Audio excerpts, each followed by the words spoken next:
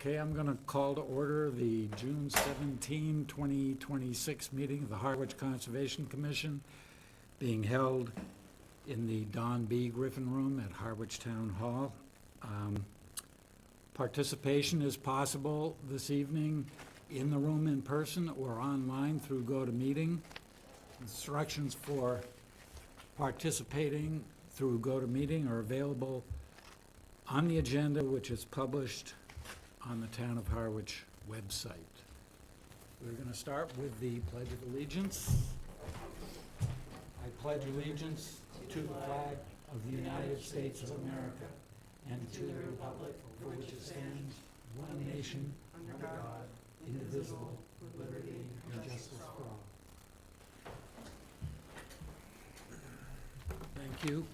Before we get started, I just want to briefly cover a few changes on the Conservation Commission. We have the good fortune to have two new members, full member Rob Mador, and for the moment, associate member Jonathan Kane.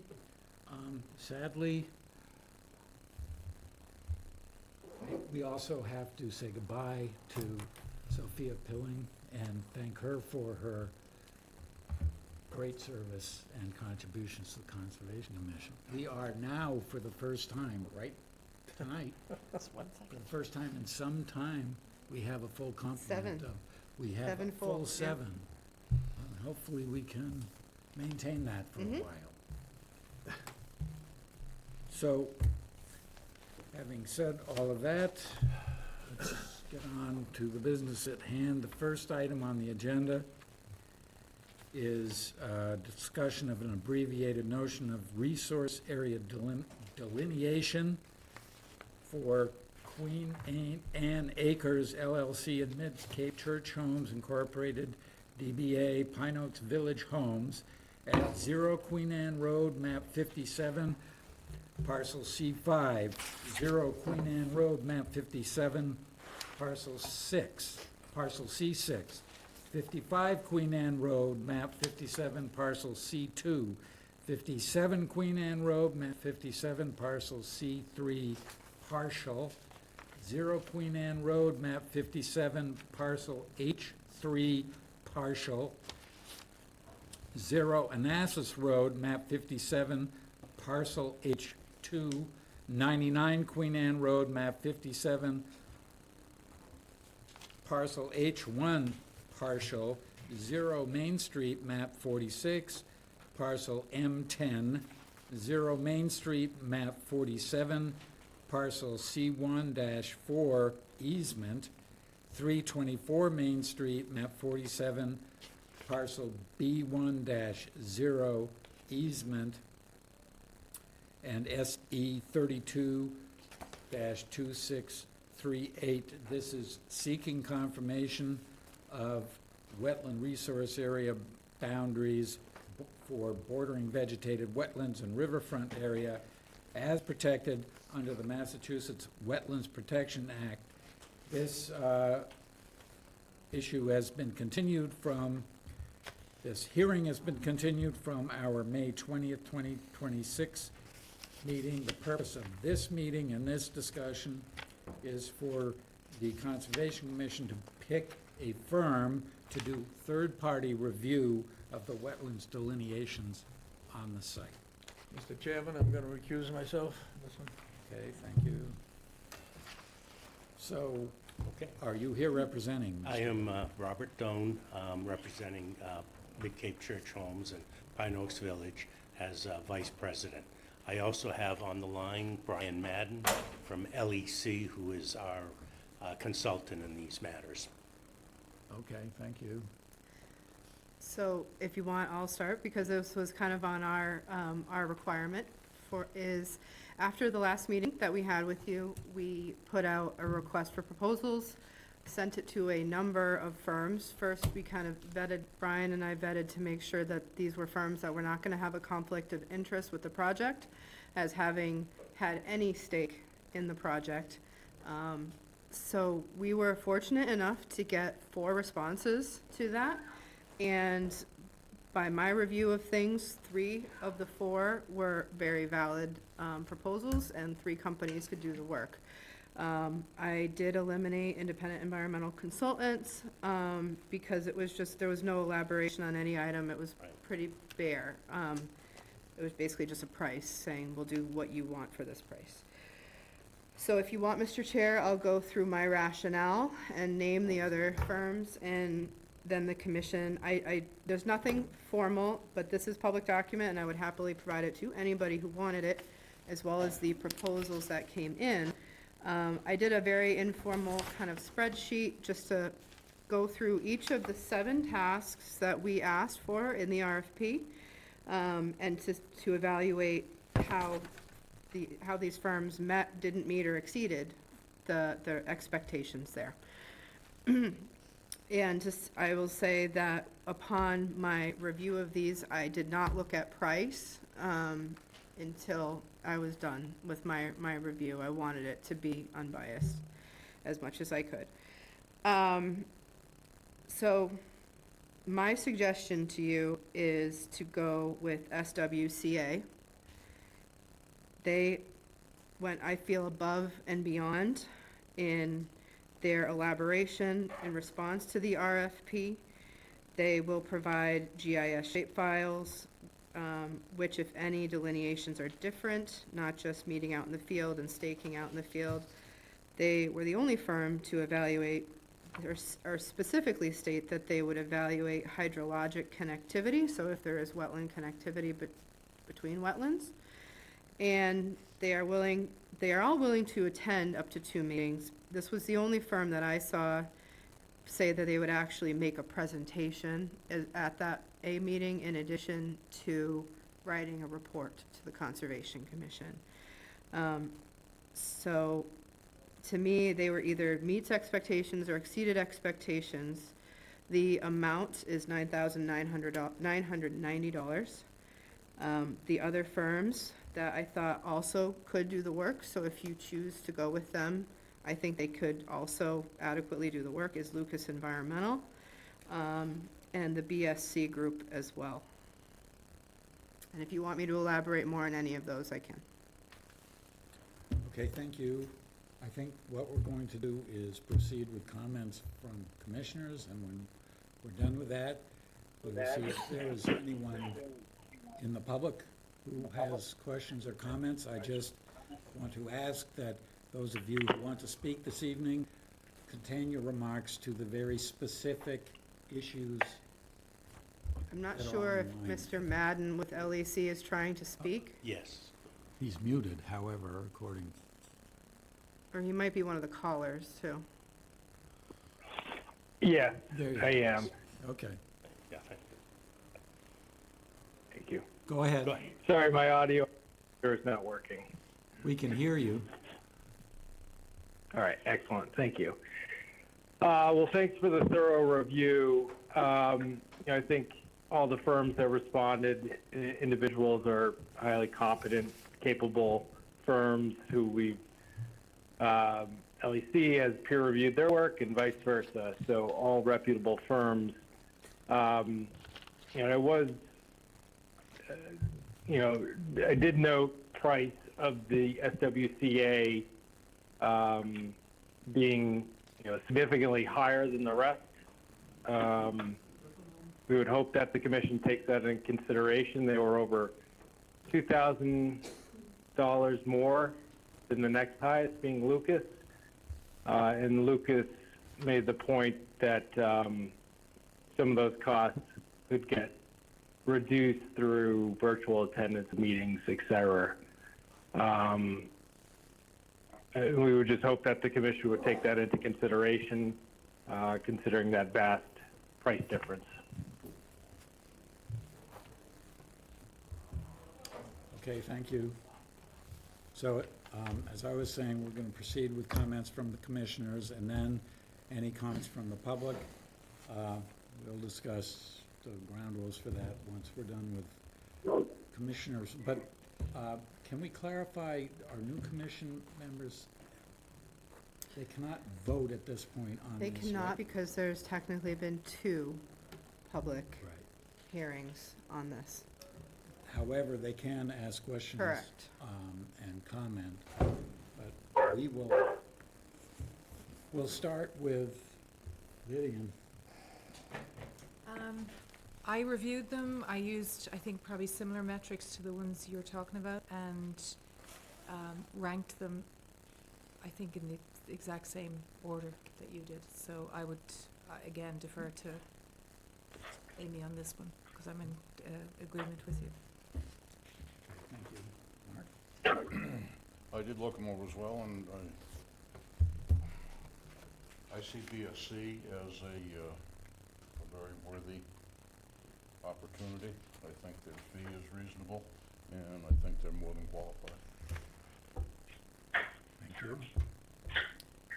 So I agree with Amy. I think SWCA was the most thorough, given the public concern in this project. I was looking for as thorough as we could be.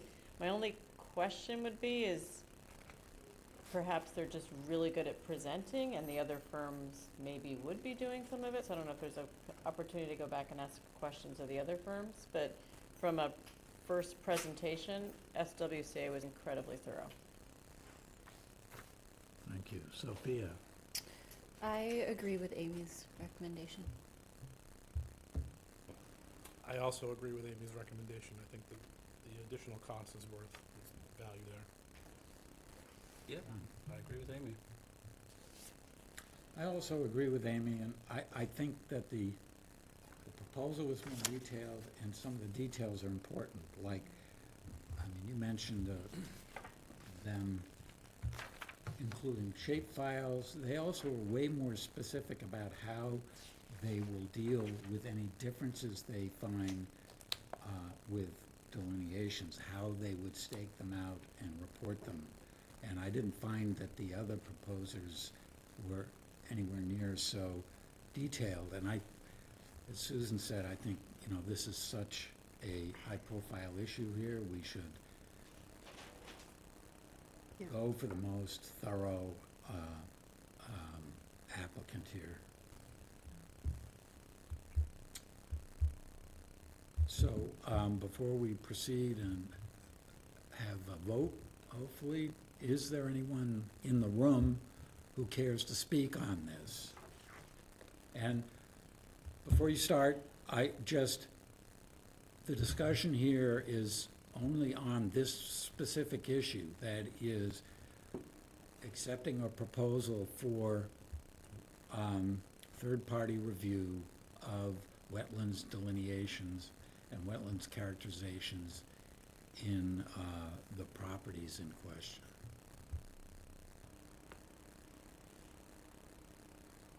Yes, You sir. come up- Please you can come to the, mic. Just state your name, please. Yes, my name is Eric Schwab. I'm from Barnstable. I came out here because some folks have been talking about this project, obviously, and there's a considerable concern about how you review these findings, the delineation in particular. And I was very pleased that you mentioned that they're actually going to look at the hydrology of the area. What we're finding is that these vendors are not looking at the groundwater modeling, and particularly when you're near a river, you're pouring a large foundation, or the sewer involved. The sewering involves dewatering typically at some scale, and that gets everything in a swirl, and you could potentially be putting your vernal pools at risk. So we ask that you carefully consider this vendor, perhaps ask them specifically about what type of modeling they're capable of doing, and whether or not they can advise you if this project really is suitable for this area. But thank you very much. thank you. If you can send me your evaluation. Sure. Thank you so much. I appreciate it. Anyone else in the room? Yes, ma'am.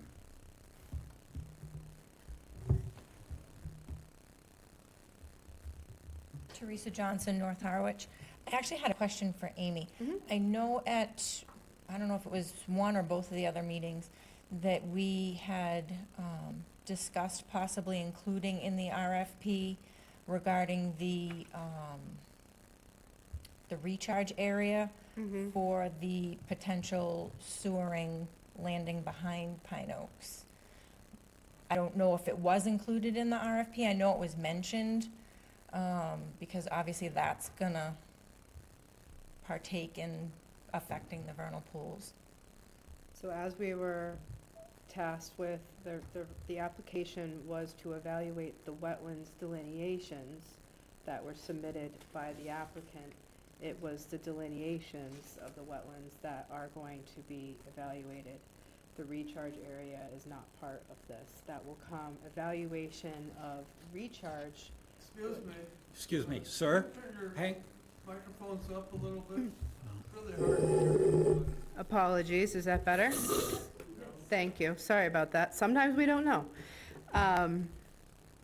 In terms of recharge area, the task of this, the application that came in front of the Conservation Commission was for a confirmation of a resource area delineation, and the delineation was provided on a set of plans, as well as wetland data sheets that Pine Oaks for representatives completed. In order to evaluate those wetland delineations, the Conservation Commission felt that, given the scope of this project, it would be a good idea to do a third-party review of a firm of the commission's choosing to evaluate the application as submitted to the Conservation Commission specifically for the wetland delineations. So that is what the RFP was for. At this point in time, we cannot ask to evaluate the recharge area. That potentially could be something that we look into when they formally file an application to the Conservation Commission for the actual work that they wish to do, which would be anything within the 100 feet of the wetlands, as we're gonna find out if the wetland delineations are accurate, and thus the buffer zone to those wetland delineations are accurate. Then Pine Oaks, under the State Wetlands Protection Act, is coming back to the Conservation Commission for any work in that area. And I think that would be a conversation an evaluation to have at that time. So, to discuss that when they come back about the recharge area? Okay. Yep, that was not part, so the Conservation Commission voted on the scope of work last time for the request for proposals, which I'm happy to give you a copy of if you want to see it, or email me about it, but this is the scope. Okay? And the vendor that you're making the decision on, they are not related or affiliated with the study that Pine Oaks has already had done? Correct, they have no stake in the game. As soon as I got all the proposals, I shared them with Pine Oaks as well, and to make sure that nobody has had any part in this in their application. Okay. Okay? Thank you. So do we have any more questions in the room? Do we have anybody online who cares to ask a question or make a comment at this point? Seems not to be the case. Hearing no further discussion, I think we need a motion. Looks like Brian has his hand raised. Oh. Okay. Go ahead, Brian. Thank you. Thank you very much. So if the commission is going to move forward with SWCA, we would just respectfully request that we be able to meet them out there, to show them around. They can continue on with their own independent review. But I believe, they're headquartered out in Amherst, Mass, so they're not too local, and that's a pretty long drive. So we want to streamline this as much as possible and avoid redundant trips that may increase those fees even more than they already are. So we would make that request. Just as a note, Brian, that's part of their proposal, is that they would meet the existing consultant on site. So I think they've already built that in. Great. And that's something I can help coordinate. I would want to be present at that as well, so. Yep. Excellent. Thank you. Okay, all set. Anything further? Well, I think we need a motion here. Anyone care to formulate an emotion? A motion. So I'll make a motion to approve, help me out here, I will make a motion to approve the proposal for SWCA for the wetlands delineation study at, do I have to read the? I think you can just say Queen Anne Acres At the LLC. Queen Anne Acres LLC and Mid Cape Church Homes, Inc., Pine Oaks Village Homes. Seconded. Seconded by Susan. Moved and seconded. Any further discussion? Hearing none. All those in favor? Aye. Aye. 5-0. 5-0. Thank you very Will you much. notify us on the billing? how that's We gonna will, be so we'll set up an account on our end, and, Right. yes. handled? Okay, thank you. Okay, thank you. Thank you. Let me get Wayne. Thank you.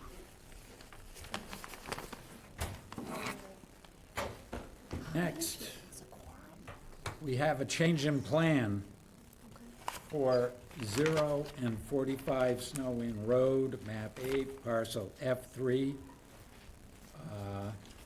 for a determination of applicability.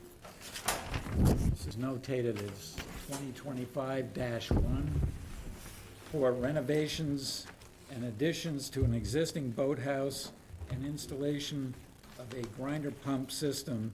The plan change is for the addition of a retaining wall and fill to house the tight tank. Who do we have representing here? Do you know, Amy? I see somebody in the audience, but we might have somebody online too. You do. Go ahead. Can you hear me online? Yes. Good evening. My name is Charlie Page from Mather and Page Landscape Architects, and I am the landscape architect on the project who prepared the plan that I believe you have with you tonight.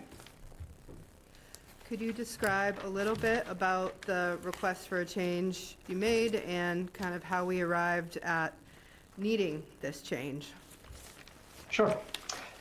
So the tight tank was always part of the project and was included in the previous RDA. However, when the contractor went to install it, they started to dig and set it according to the plans that were prepared and encountered the water table. So they had to raise the tank higher to clear, my understanding is there's a seam in the tank. And so they had to raise the elevation of the tank to make sure that it was out of the salt water to avoid concerns with that seal being eroded by groundwater, particularly salt water. And so that predicated needing a bunch of additional fill around the tank, which also led to the requirement for a retaining wall, because we have a fairly narrow access way to get to the building. Thank you. So if you recall, you approved this probably about a year ago with a determination, and it was not a complete rebuild, but a substantial rebuild to the existing home that's there. This is unique in that there's 3 kind of lots, and there's a house and then a vacant lot, which is not buildable, it's very thin, and then this one here. So the Conservation Commission approved that work, approved the tight tank, and this is for the installation of a wall. If you don't, and fill behind it.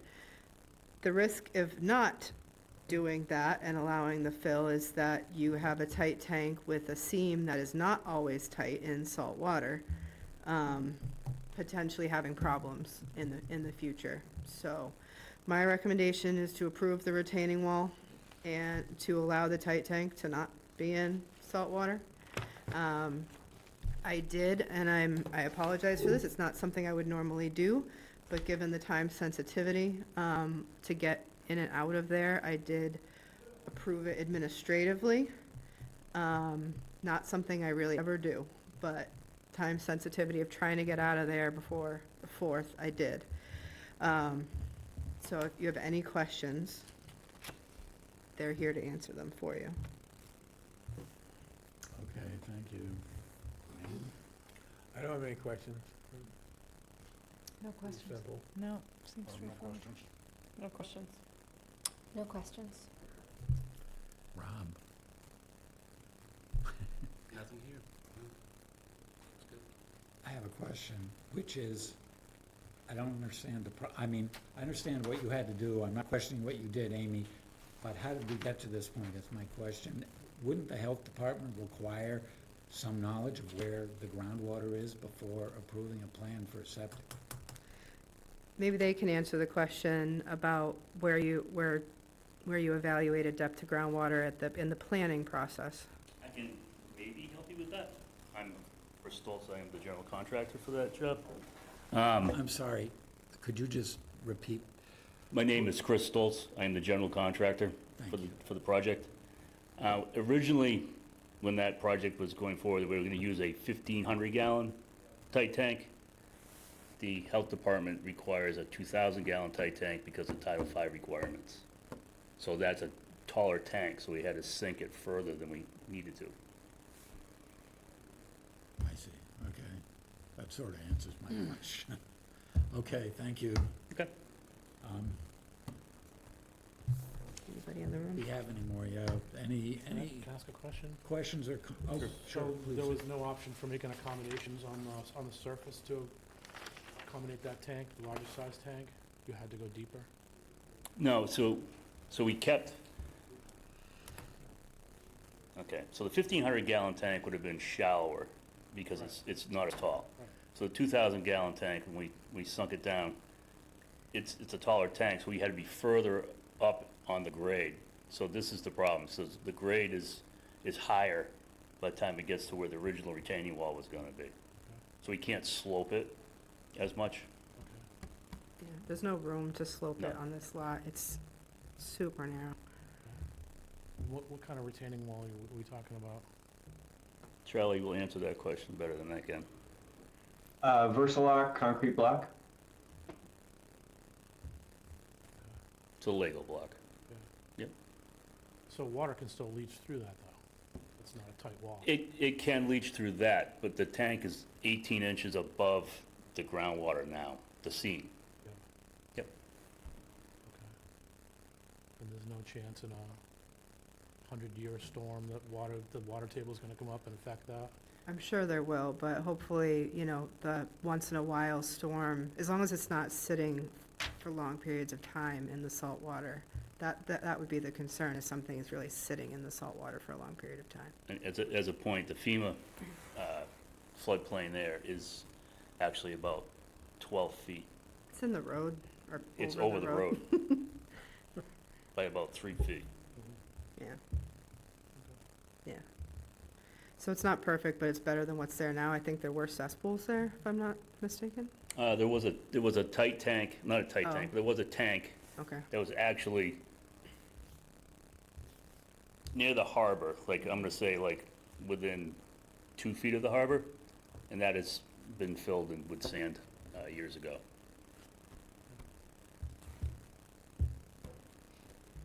All set? Good.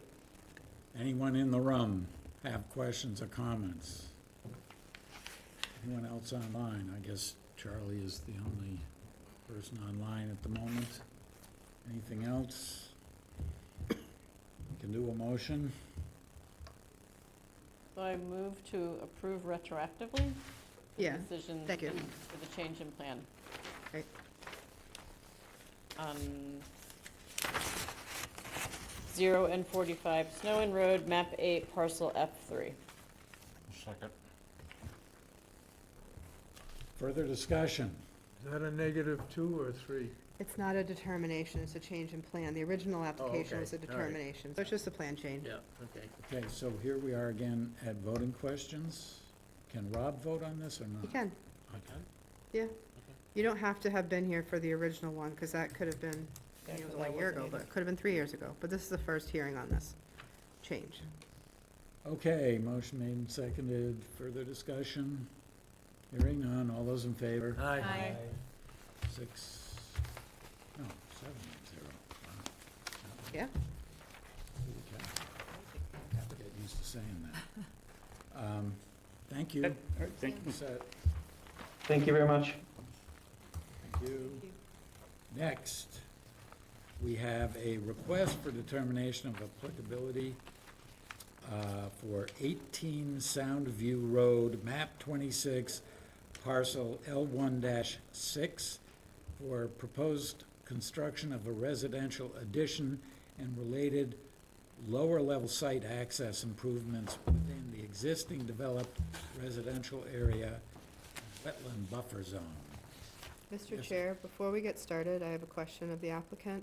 Yes. So I sent an email, and I never heard back regarding this application about notification to abutters. Yes, I was notified, and we brought in the certificate on to the office after that. After my email? Yes. Okay.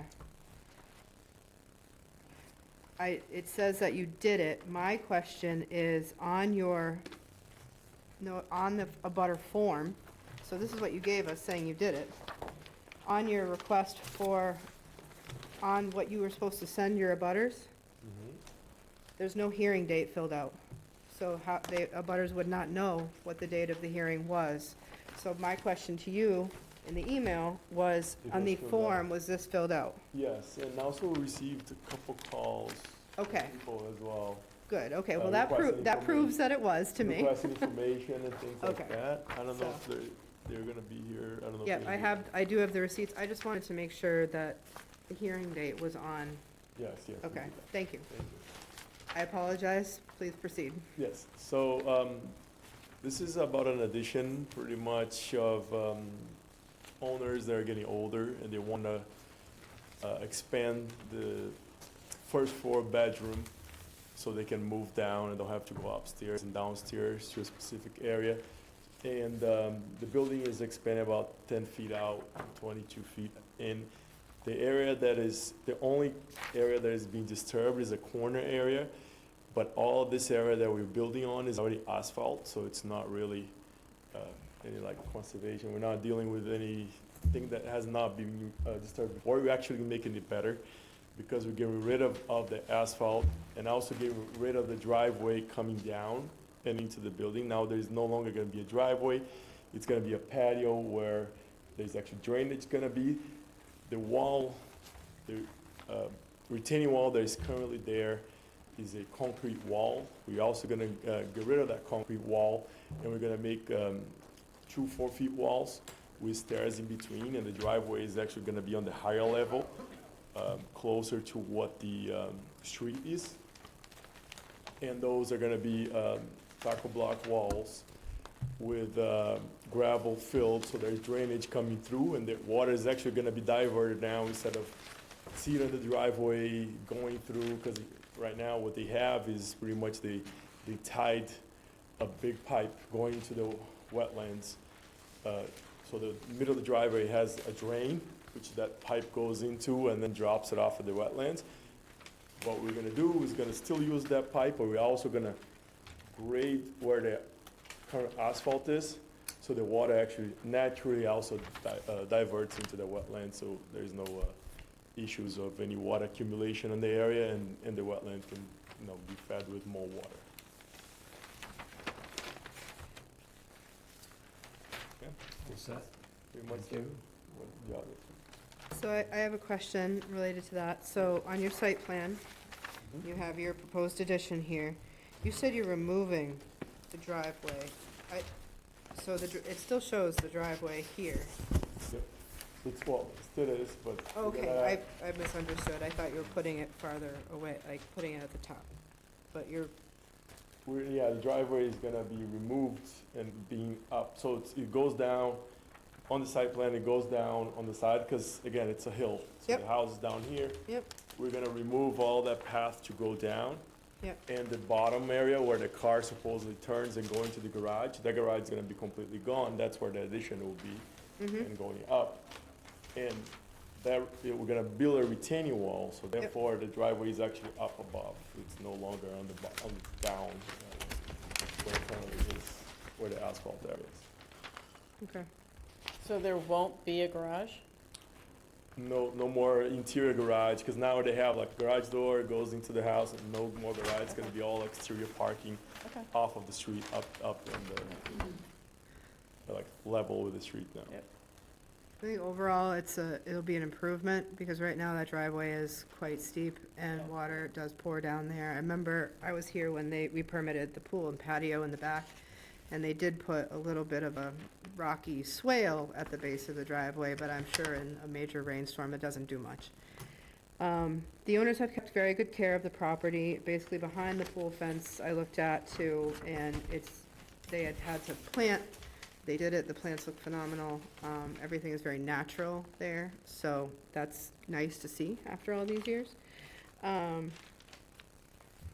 Typically, we would look, so only a very small portion of what they're proposing to do is in our jurisdiction, the 100-foot buffer zone. I'd say it's maybe a third of the work is within our jurisdiction. And all of that work is over existing hardscape asphalt. So typically, we would have requested mitigation for new structure in the 100-foot buffer zone, which would be a small amount here. But because it's over existing asphalt, and, which is impervious, and also because there's really not a lot of room to mitigate. When you go outside of their pool fence and patio fence, it is very natural. So I would recommend that we don't require mitigation for this.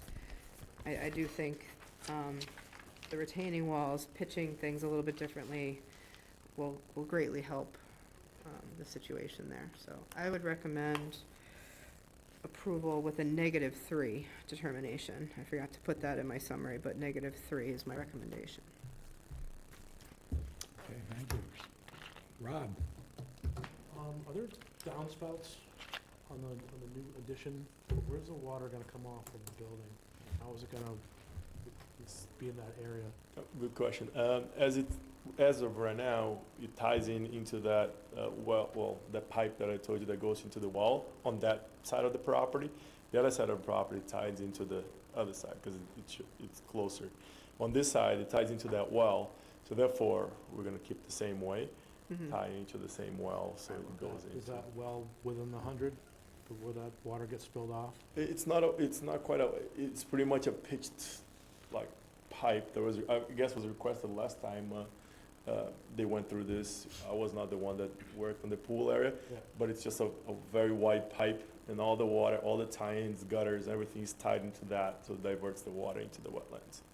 Yeah, it does not a big wash. It gradually kind of seeps out. Okay. Are you gonna be tying this section of roof line into the drainage for the existing? Is that gonna be a continuation of that, of the gutters? So would you be capturing the rest of the roof and the new addition into the downspout that goes over there? Correct. You're also gonna grade the land a little differently from what the asphalt does. The asphalt is quite.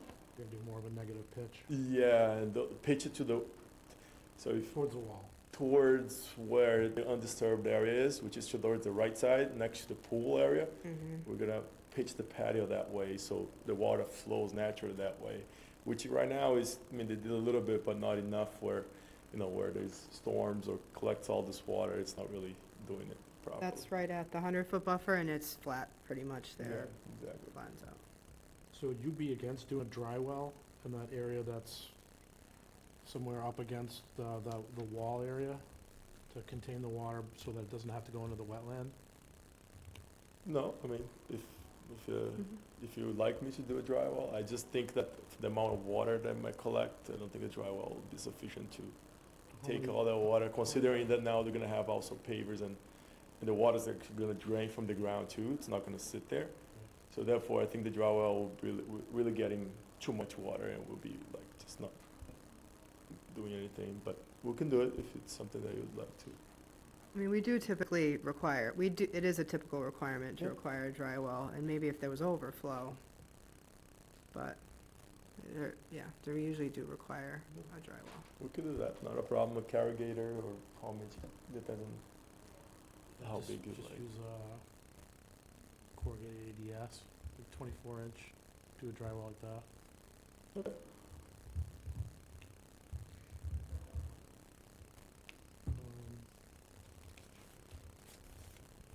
And then you're doing turf, that bottom layer, it's green, is that gonna be grass?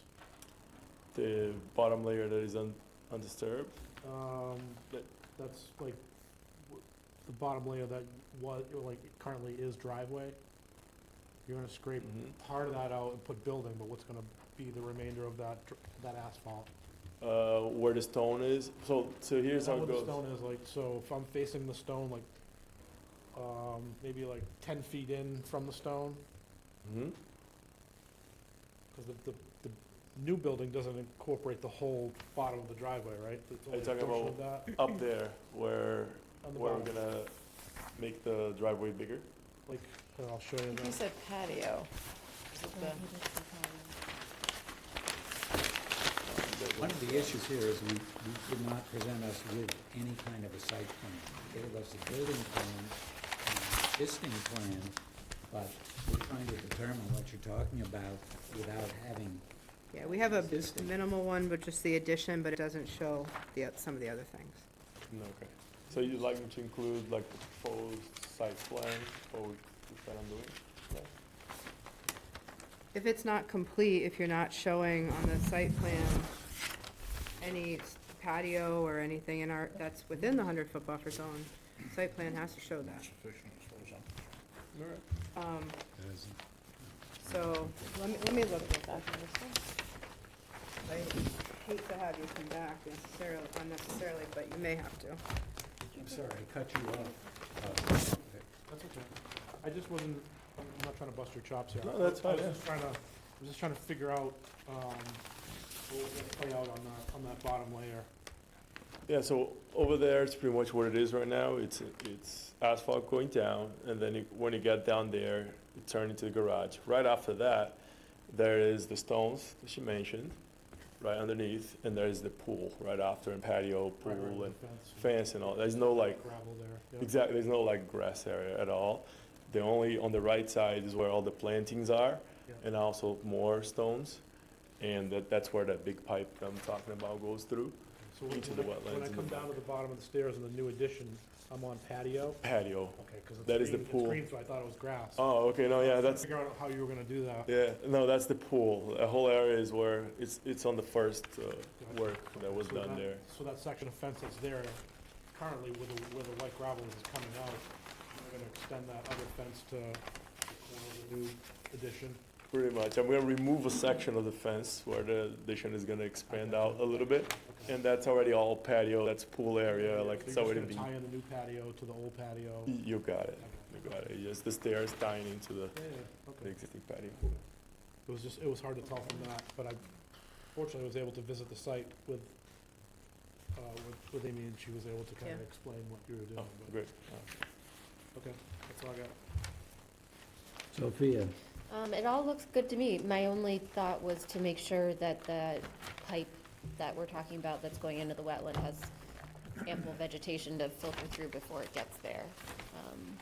And that the amount of water going through is proportionate to that, like filtering kind of zone that we would want, but especially Right. if there's a dry well to kind of catch the first Yeah, wash. wash, I think that makes me feel better, so that sounds good.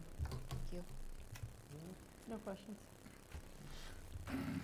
It's not enough for me. I don't think you show enough detail, and I think too much is left to the imagination. I don't think there's any consideration for the volume of water of what's gonna be there. And I think that needs to be rethought and spelled on a plan clearly.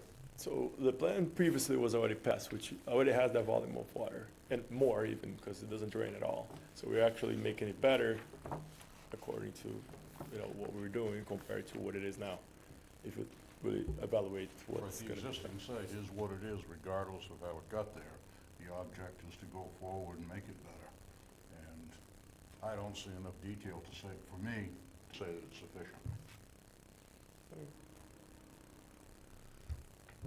All set? I don't really have any questions. I don't disagree with what Mark said about a little bit more detail, but you've explained it, at least. I'd like to see a detailed site plan. You know, everybody else has to produce Yeah. them. Right? So it'd be topography, it'd show the patio, in addition to not just the addition, Okay. Sounds good. okay? It seems very doable, just more detail. I'll do that. John, any comments, questions? No, I got nothing. You guys got it all. Okay. I agree with Mark and Wayne. It'll be hard to go back there and issue a certificate of compliance if there's no plan to refer to know whether they did what we agreed on. So I think we need something on paper that shows your intent. And, you know, I can't comment about drainage and all that, I don't know, but, you know, if there's some concern. And if we normally require a dry well in a case like this, I don't know why we wouldn't require it now. I still don't understand your description of the current draining arrangements. I don't wanna spend a lot of time trying to go through that, but I think if it's more explicitly called out in a site plan, I think we'd be better off, it'd be a lot easier to approve this. So just to be clear for you, so the site plan should show, it should show patio, retaining wall, grades, location of dry well. Okay. Sounds good. So we typically, we meet twice a month. Our next meeting is July 1st, but we would need revised plans by next Wednesday. Okay. Or, so if you think you can get us revised plans within the week, we can continue to July 1. If you need a little bit more time, we would continue to July 15th, in which case your plans would be due July 8th. Yes, I think I can get it within a week, but I'll make sure with my site surveyor, because he's the one gonna be. So why don't we continue until July 1, and you shoot for, and have a site plan to us within a week. If you can't, then email me and ask for a continuance to the next one. Sounds good. Hang on a sec, the IT here has a point to make. Yeah. It's like Harwich Conservation wants to speak. Harwich Conservation, that's us, isn't it? Is somebody logged in? Maybe it's the trust. Is it the trust? Is Yeah, I someone, was confused. I just assumed it was us. I'm raising my hand. you are? Oh. I don't, okay, well, Who are you? Caleb saw that, thank you. Public comment. Are we ready for that? Are we done with this I'm part of the conversation? Okay, please identify yourself. Hello? Hello? Yes, please identify yourself. Yes, this is Patricia Wansicki. I'm in a butter. My house is right next door to Michael. When facing Michael's house, I'm on the right side. So I'm opposite, his driveway and my driveway are separated by my arborvitae plants. I'm questioning the pipe that is going down the side. How close is that going to come to my property line? Or, is it going to continue all the way into the wetlands area? Or is it going to let out water before that? So the pipe is existing, and the pipe is within, was approved from a previous plan, and the pipe, it goes directly into the wetlands. I'm not sure that was actually approved, to be honest, now that you're saying it. The pipe, there was a pipe I apologize for Yeah, interrupting you. I don't have that file, that old file here with me, but I know we allowed a drain in the driveway, but I don't believe we ever allowed a pipe to go out to the wetlands. So that may be I will check on that and get back to you. Oh, okay, But yeah, that might be something that we have to fix. okay, all right, yeah, the pipe stops, answering her question, it does not go to over your property or anywhere near. I mean, it's near, but about 5 feet over the line, right now. Okay, I have another question. Go ahead. May I proceed? Yeah. On the drawing, on A100, it's lower right side, you have 3 photos or drawings of the house with the addition. And the one in the middle shows the steps going down to the patio area. Now, that's, the car is up there, isn't it? Yeah, Before the steps is the parked car, is that correct? yeah, so the parking area will be on top, and then within the center of the 2-car driveway, is gonna make steps, but the steps are gonna be within the retaining wall. So they're not gonna Okay. exceed the edge of the retaining wall. All right, is there going to be any protective fence or anything? I mean, if the car goes too fast, won't it go down the steps? I mean, do you have any kind of barrier that you're going to place there? Yes, there's gonna be, we're gonna have to put similar to boulders on the edge of the driveway, so, something like that doesn't happen. Oh, okay, because I don't see anything on the drawing, but, That's not a conservation okay, issue. all right. And the bottom, is that a shower stall? On The bottom photo? Yeah, I think you're looking at that's the pool area, Yep. is on that the pool- correct? Yep, on the pool area next to the entrance door towards the building, next to the stairs. Is that the one you're talking about? Where the stairs turn? Yes, the one next to the stairs, correct? Yes, it's a rinse station. Okay, all right, that's fine. I'm just concerned about the piping more than anything and how that would affect my property, if indeed it does at all. Yeah, again, the pipe as it is, it does not, the water as it is, it goes straight down into the wetlands on the back. Okay. But again, we're gonna find out if that was approved last time or not. But right now, it does not affect your property, no. It's existing. Okay, now, the so it's pipe, going all to right, affect just to our- clear my understanding, the pipe is going to be between the patio and the property line, is that correct? No, the pipe is existing. It's there now. You can see it from probably your, if you go out there. It's on their land, but within like 5 feet into their land. The pipe catches the water from the current asphalt driveway, and then it runs about 10 feet, and it has an open end where it supposedly just goes into the wetland, following the, Okay, but that's going to go into the wetland, so the piping is going to go into the wetland as well? It is not. no, it's. I can say it's- that it will not. Yeah, it's within the It will 100 not. buffer. The pipe is within the 100 buffer, but doesn't go into the wetlands, just diverts water towards the wetlands. Okay, I think it's fair to say you should probably be capturing pipes in all the- that water yeah. into your new dry well. Although, Yeah. would you like me to do the dry well? Because I'm trying not to disturb where it's already, like that area next there, where it's like some plantings already and all that, which, Well, we should talk okay. outside of the meeting and find a location. You could do a dry Yeah. well, you could do a dry well under that patio area. Yeah. Yeah, that's fine. Yeah. I mean, we can do a center, big dry well, and Yeah, just you have could the tie water the shower collect there. into it, you could tie all the downspouts into it, and Mm-hmm. nice, neat and clean. Yeah, that sounds good. Okay.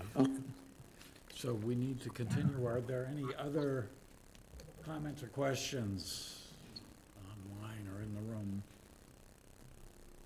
Meeting is July 1.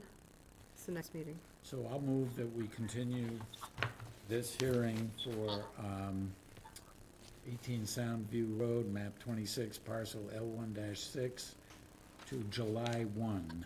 Second. All those in favor? Thank you. Okay, All right, thank you very much, everyone. Thank you. Thank Have a good evening.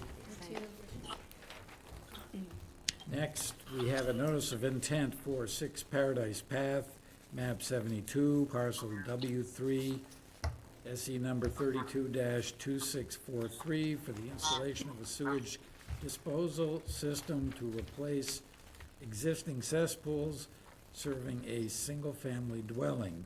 Work will occur within 100 feet of bordering vegetated wetland on Joseph's Pond. This has been continued from our June 3rd, 2026 meeting. Chair, I apologize, but the previous abutter, the President. Patricia. We can't answer questions Right. about that here, about that Oh. project anymore. Uh, What's their name? You remember her name? Patricia. Patricia, Wysocki. if you have your hands raised, we're on to the next hearing here and can't.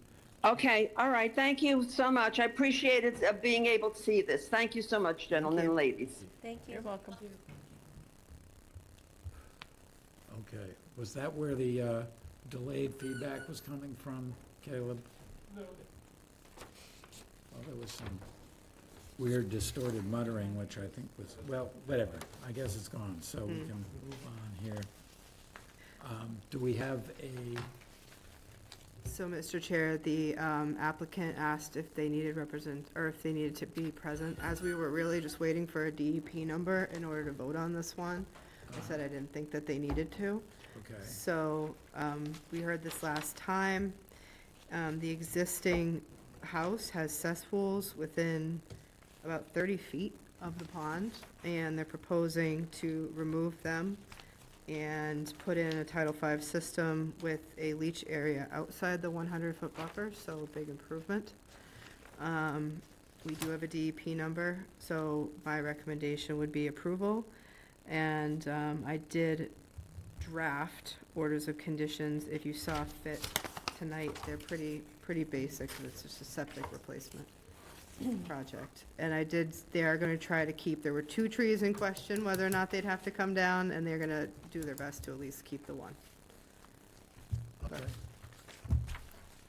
Comments, Wayne? No comment, we were just waiting for the number, I guess. Yeah. Anyone else? Nope. Okay, so can we have a motion? But before we get to that, do we need to include closing the hearing? And Well, let's see, I mean, it technically is a hearing, so see if there's public comment, then you can close the public hearing and do the order of conditions. Is there any public comment on 6 Paradise Path? I don't hear any. I move to approve the notice of intent for 6 Paradise Path, map 72, parcel W3, SC 32-2643. Second. Sophia? Okay, so discussion, shall we modify the motion to include, or should we have a separate motion? Separate motion for this. Separate Okay, motion, all right, like we normally do, okay. it'd be easier. Any other comments, discussion? All those in favor? Aye. Aye. 7 and 0. And then Okay, a separate now- motion for the order. Any discussion about the order of conditions?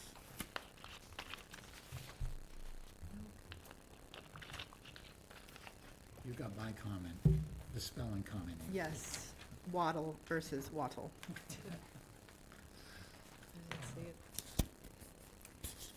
So I make a motion that we close the hearing for, No, just issue the order of conditions. oh, issue the order of conditions, sorry, Oh, wait. for, Yeah, hang on. I apologize, Hang I on. thought Susan did, but you just did the notice, or approved the project. Yeah. So yes, Viv, you are correct, it's a motion to close the To public close the hearing and public issue the hearing. order.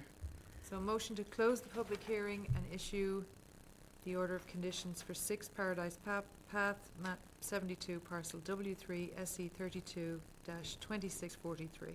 Seconded. Okay. Discussion. All those in favor? Aye. Okay, 7 and 0. Wayne, please. Thank you. Now, we have a notice of intent for 17 and 0 Dunes Road, map 5, parcel K1-2-0, and map 5, parcel Y1-0, SC number 32-2639 for proposed boardwalk reconstruction. This hearing has been continued from June 3rd, 2026. Good evening. For the record, Sean Riley with Ty and Bond representing the applicant. The project manager had other hearings, so I am covering for her, but it looks like this should be a straightforward project. I know she's met with you, Amy, on this project to replace the existing boardwalk that goes through the dune, essentially in kind. They're not lengthening it.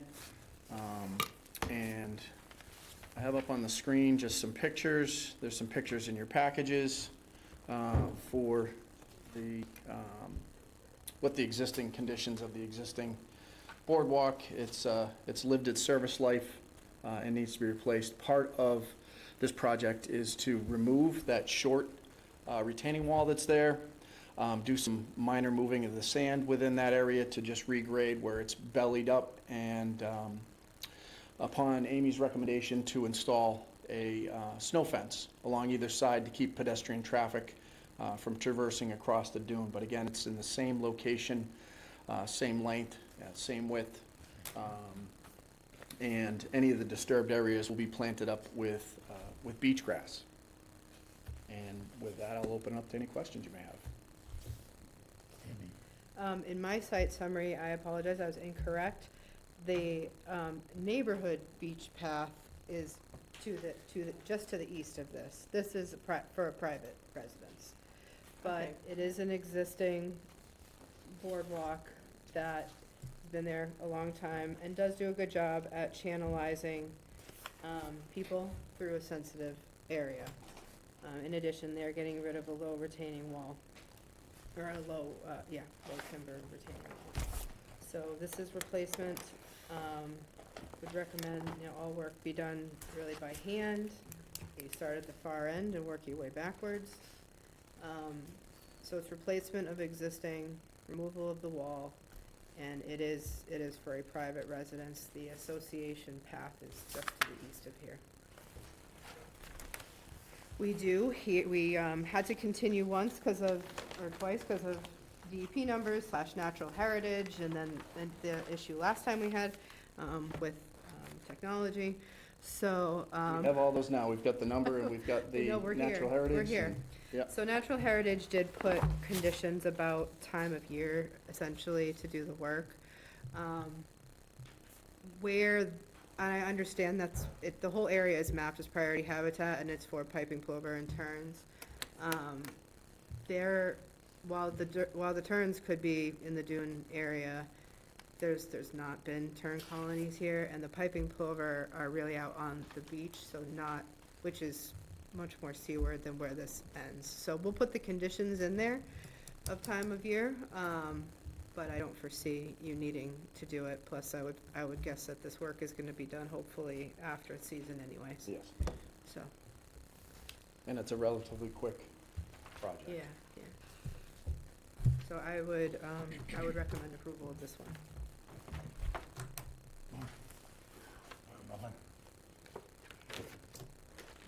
I have nothing, John. Nothing. Pretty simple. Nothing. I will defer to Amy's expertise On some things, right? on this. I'm going to make a motion, if I may. Sorry. Just give it a moment. No, I've got I'll tell nothing. you why in a minute. Looks all good. Does Anyone else in the room or online have questions or comments? I have nothing. I think, okay, go for it, Vivian. Simply because I love the name of the house, Togaboge, so I'm going to make the motion, not entirely for that reason, but Yes, I for just that want to reason. go on record as saying that. So I'll make a motion to approve the order of conditions for, I lost my spot now in my excitement, hold on. 17 and 0 Dunes Road, map 5, parcel K 1-2-0, and map 5, parcel Y1-0, SE 32, 2639. Second. Discussion. All those in favor? Aye. Okay. Next, we have a notice of intent for 29 and 31-33 Snow Inn Road, map 8, parcels P4-0 and P3-0, SE 32-2628, for site improvements and building modifications at the existing residential properties. This has been continued from our June 3rd, 2026 meeting. Thank you Yes, again. sir. For the record, Sean Riley with Time Bond, representing the applicant, who is on his way. Just spoke with him. Little background on the property. Mr. Helfrich owned number 33, which includes what you see on the screen there as the main, basically the main dwelling to the north, labeled number 33, and then a guest cottage. He purchased number 29 within the last year. Had original designs to reduce the size of it, raise and replace it, reduce the size of it, and have it as more of just an accessory structure. Originally, we had filed for that, and since he's decided not to move forward with anything to do with replacing that structure, and is looking to do just a full removal demo of that structure and have the proposed addition. This is a very developed area for anyone that's gone out to the site and seen the site. The Witchmere Beach Club has their what they call the boathouse out along the water, along Witchmere Harbor. In behind that, you have a landscape wall and a bulkhead that make up the coastal bank. So it's a technical coastal bank due to its vertical nature and being within the flood zone as a vertical buffer to stormwater.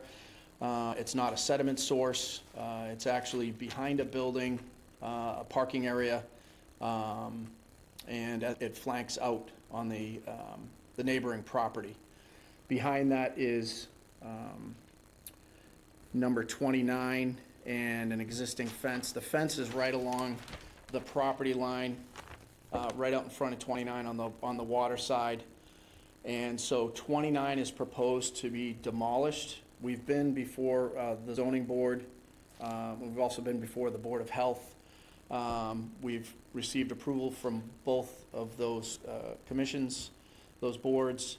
The other aspect that involved the Board of Health, there are existing cesspools within the clouded red area that are proposed to be removed that serve 29. So when 29 and all the site amenities for 29 are removed, so will be the cesspools that served the 4-bedroom dwelling at 29. All of the septic components are to be relocated outside of the 100-foot buffer. We were able to get variances from the board for separation of property lines to achieve that goal of removing everything outside of the buffer. The other big thing of note is we're going from 9 bedrooms down to 7 bedrooms. Usually it's the clients are trying to push the other way.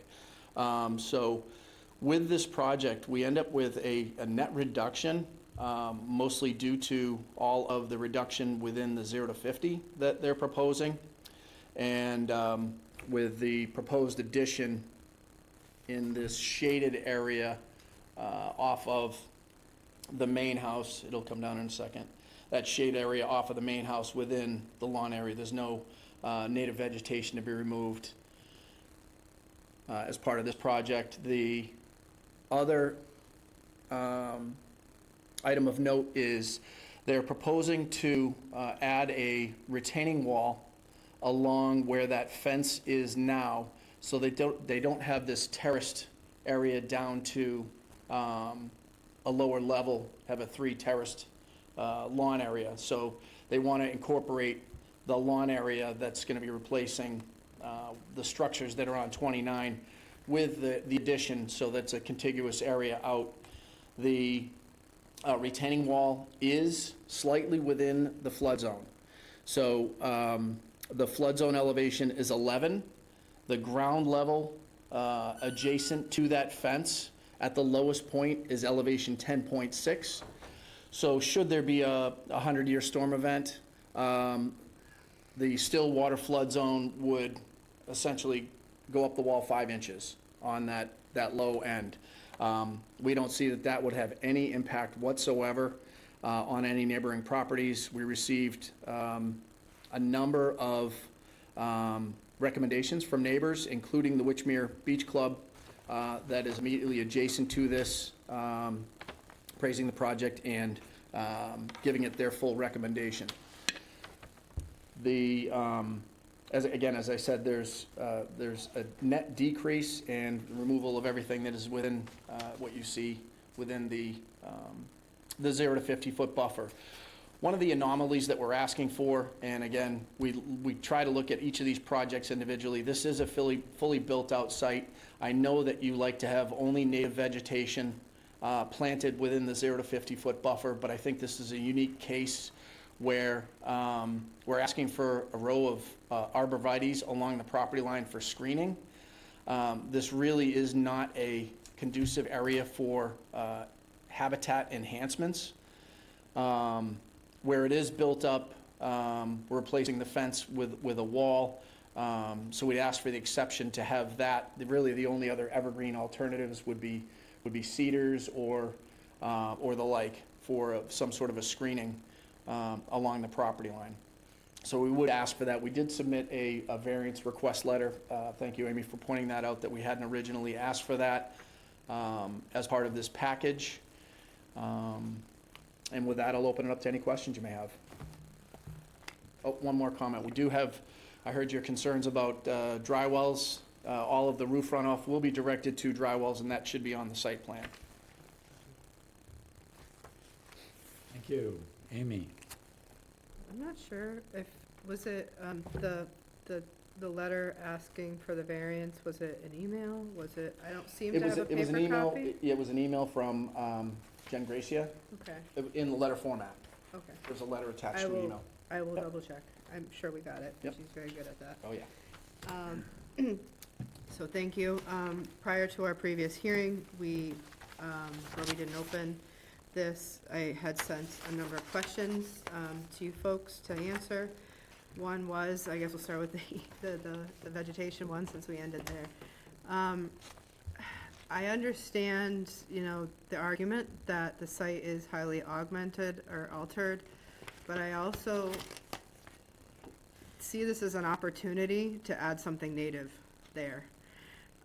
Something native, drought tolerant, not going to require feeding, because one of the conditions on lawn areas, any lawn areas that will be in our jurisdiction will be no fertilizers, pesticides, herbicides, no, typical maintenance. So that is something that we've traditionally been pretty steadfast on, particularly in the 50, is native vegetation. So to think of something else that would accomplish the screening that you're looking for, would be happy to talk about that. I think it's great that the cesspool is being removed at 29 Snow Inn. The grade at 29 Snow Inn, I'm still having a little hard time with this. So the grade at 29 Snow Inn is, you say, it's going to be raised by about 5 feet by bringing in fill. When I look at the numbers, to me it seems closer to 7. But I could be wrong. But I'm looking at, basically your lowest point versus your highest. Yeah, the property slopes, it's at the highest point it would be 7, at the lowest point at the rear Okay. is probably 4 feet, right Okay. along that rear wall. Okay. It does slope up from the water to that back wall, which is along that rear fence line that you see in this image. Yeah. Yeah, because your existing grade at the lowest point is 10, and you're bringing it to 17. And as you stated, the flood zone here, we are an AE 11 or 12? It's an AE 11, and it's a still water Still water. still Yep. water zone as Yep. well. So it's Thank you. minimal wave action. Yep, understood. You asked for the variance, that was one of my main points, is that, so two things. For 31 Snow Inn, your addition is proposed within 60 feet of a wetland, understanding that you have structures closer to the wetland than that addition. But the 60-foot is a regulation. And then we have a 50-foot no disturb zone, and as you stated, you're asking for a variance for that because the new retaining wall, replacement patio, stairs, and these are structures as defined in our regulations. So you've applied for that. I guess my main question here is the delineation of the coastal bank on the southern half. So I get the northern side where it's your covered porch patio under your second floor deck, that's a vertical wall, and that is acting as your coastal bank. Then it kind of breaks because of structure, and then on the southern half, it's kind of just a line and says top of coastal bank, but it's not, doesn't seem to me to be correlated on the plan with a wall or any topography. It is, let me jump back to Okay. that. So the existing conditions plan was done by BSC Group. Yep. And I do agree with their delineation. There is a wall, a landscape wall that the green line that you see on the southern side of the property, that this correlates to. Okay. And the area behind that wall, so it's probably a 5-foot wall. Yep. The area behind that wall is less than 1 in 10, where the flood zone comes back behind that wall. So you end up with basically from DEP policy 92-1, you end up with a figure 4 delineation, which is the highlighted one there, where the top of the bank is essentially where that retaining wall is, and then where it flattens out to less than 1 in 10, there is no coastal bank where the flood zone comes back and terminates at in the lawn area. So it would be helpful because it doesn't correlate, I mean, it's just a line here, so to make a note on the plan or show that wall and show that elevation. Sure. Would be very helpful. Sure. Just to tie that top of coastal bank. Sure, we can To provide a something top on and the bottom plan. of wall. Thank you. Absolutely. And then I apologize if this was in your letter, information is how this project meets the performance standards for a coastal bank, which in this area is really storm damage prevention and flood control, not so much wildlife. Right. Yeah, and we did not provide that. I can provide you a letter for the file. Essentially, this is a vertical buffer to stormwater. Really, what we're doing on the property does not impact anything to do with the ability of that other retaining wall to act as a vertical buffer, or the landform to act as a vertical buffer. But I can provide further explanation on It would that. be good to have something put in writing. Sure. Because that is something that should be there. I have no further questions, thank you. I don't have a question, I just want to agree with Amy. There's a lot of questions out there that need to be dealt with.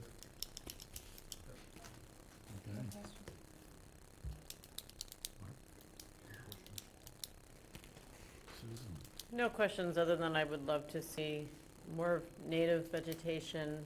And then the current lawn looks like it's being fertilized, it was very green. So again, just re-emphasizing the no fertilizer.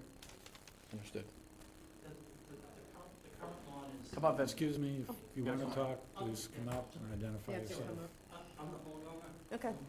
Yeah, Just- the current Just lawn- identify yourself. The current lawn that you're looking at is artificial grass that was approved Oh, okay. before, so there's no fertilizers, there's no watering going on down there. Okay. So that was done with the last renovation that we did. Mhm. This is Mr. Helfrich. Yes, I gathered that. Thank you. Are you done? Yeah. Okay. I think that there are options for native screening trees, like we said, Amy said, the cedar, there are, columnar forms that would do well.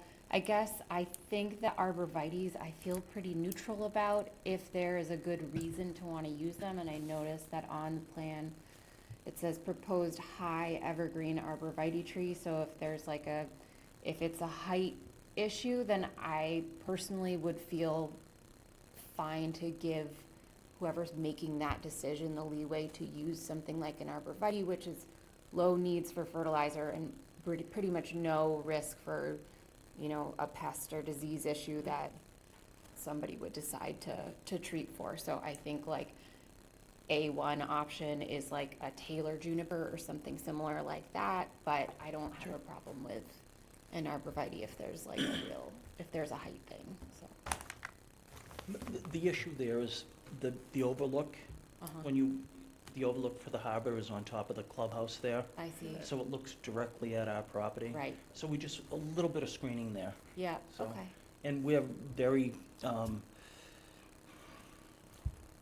open to whatever would be acceptable. Okay. Yeah. Great, thanks. Rob, What do you think about like Yoshinos, like Japanese cedar? or something can you like that? speak up so we Yeah. can all hear you? Just thinking about the variety of the arborvitae or cedar that would go in there, you know? Like, did you have a specific variety in mind? No, we just want something that's gonna give some screening, so if we can, anything that's gonna give us some screening. What's your height? Yeah, I was gonna ask that. So we're probably gonna have a 6-foot fence, and then maybe a 10-foot height on the tree or Yeah, so brush or what, yeah. under 20.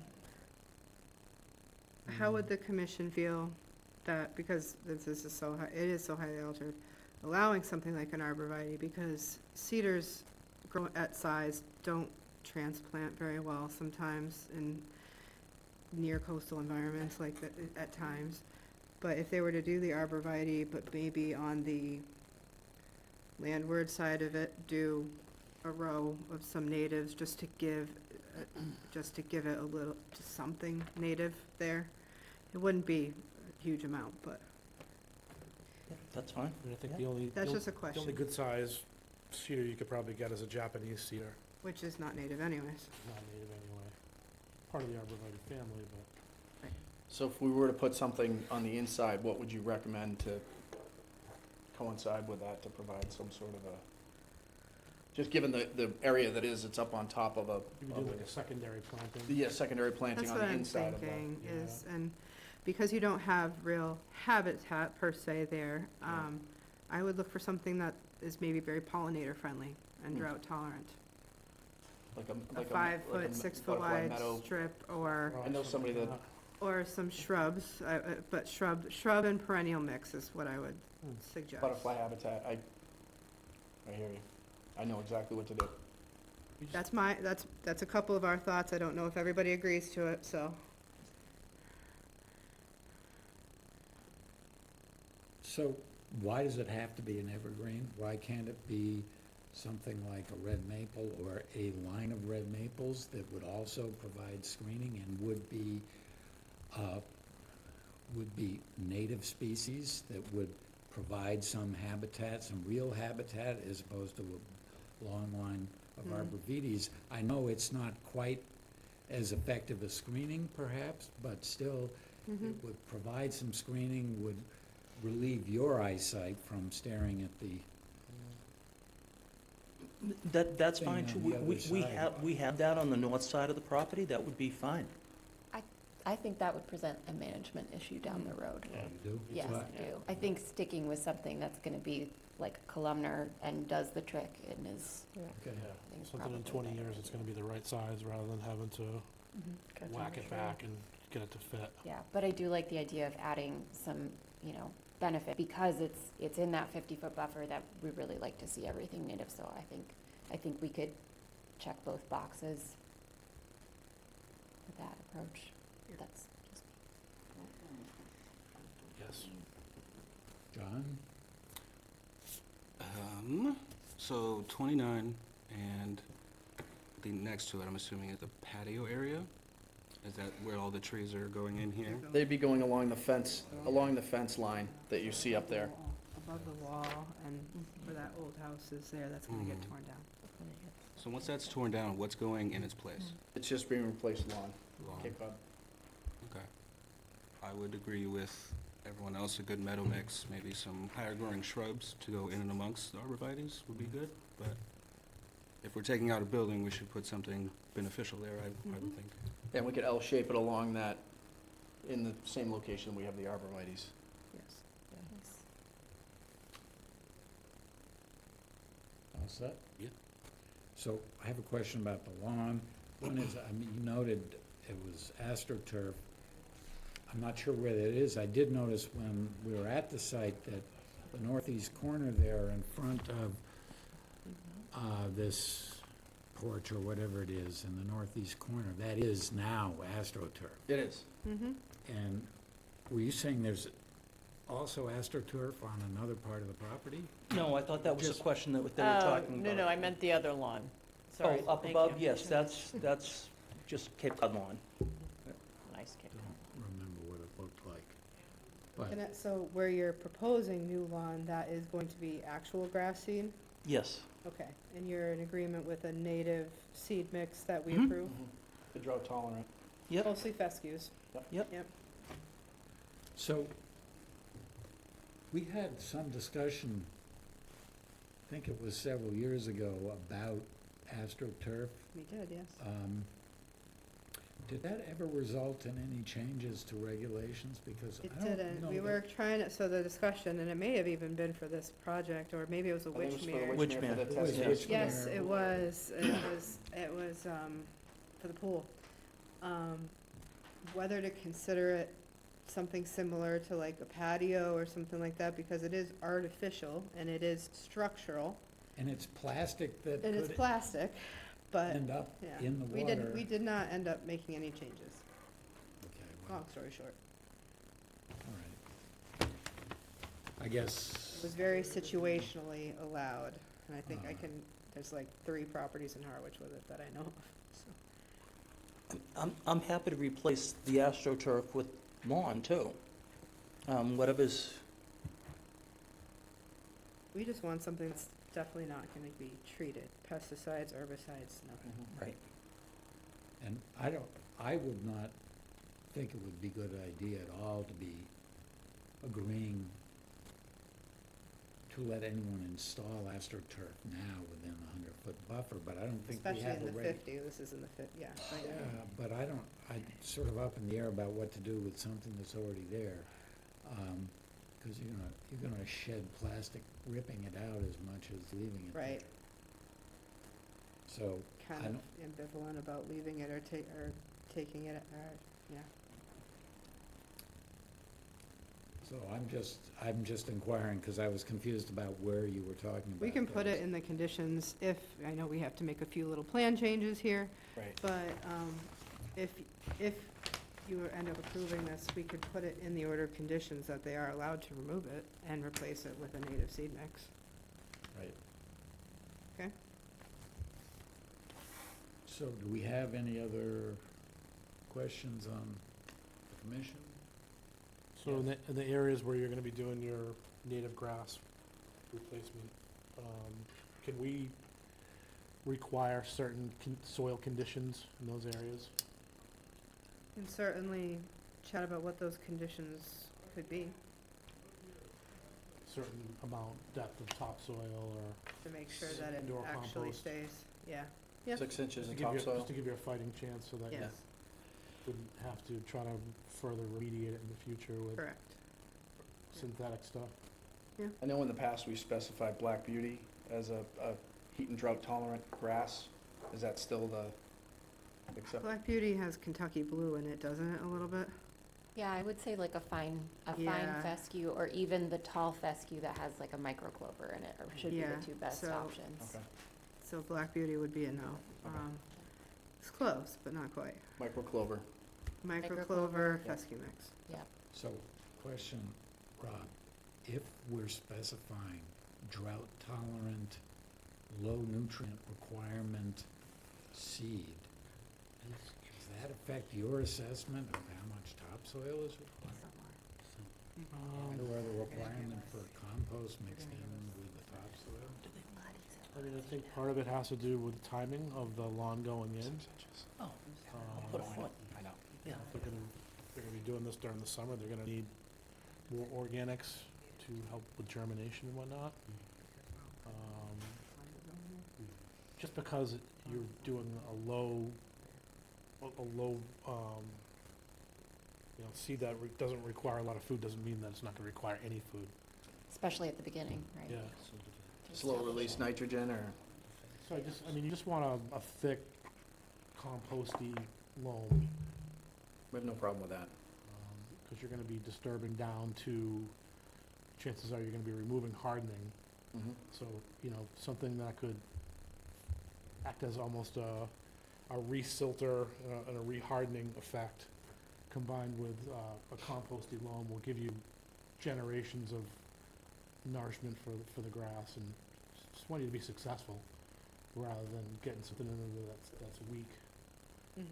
Because a lot of times too, with that seed mix, you may have to go in after the fact and touch it up with like aeration or something like that, and you wanna make sure that there's something substantial underneath there.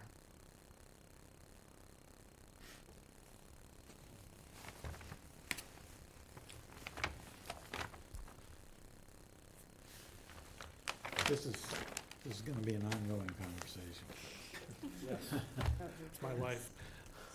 Okay, so where are we here? Seems like we Continuance need- for some minor plan changes. Yeah. Yep. Next available is July 1. We would need revisions within a week from today. Got it. Can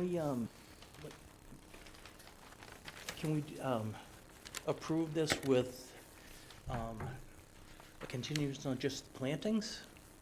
Well, it's the plantings, but it's also clarification on the coastal bank and the wall. Okay, Yeah. all right, okay, yeah, all right, perfect, to speak. Okay. Yep. Okay, did I solicit public comments? No. Like there are any.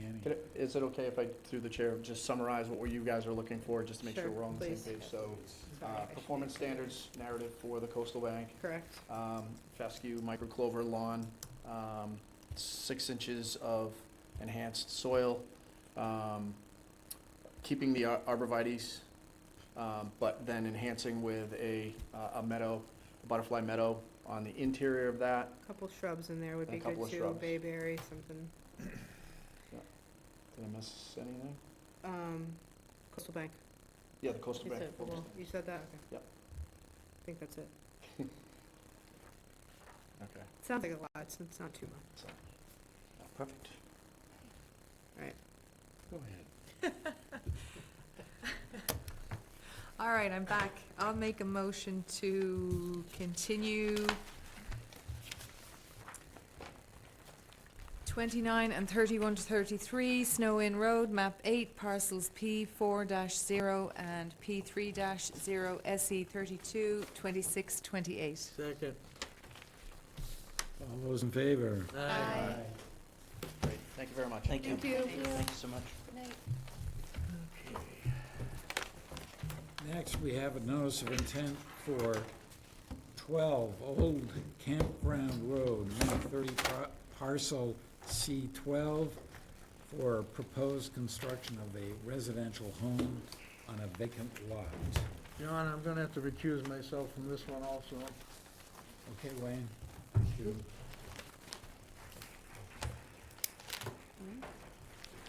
Do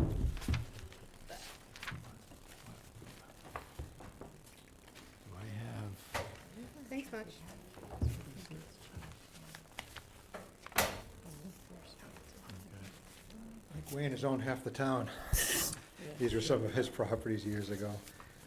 But nice of him to recuse himself, even though it was some years back. Dan Ojala, I'm a land surveyor and civil engineer from Down Cape Engineering in Yarmouthport, and here with the San Giovanni's, who are in the audience, who are the builders of the property. Some of you may remember this site. We have an order approved May of 2020. O'Reilly did a nice job of putting a plan for the house and septic on the lot. This, we feel, is where the owners would like a little bit different home, and we flipped it so that there wasn't any disturbance within the 100-foot buffer. So I think it's a little bit lower impact even than the one you had approved.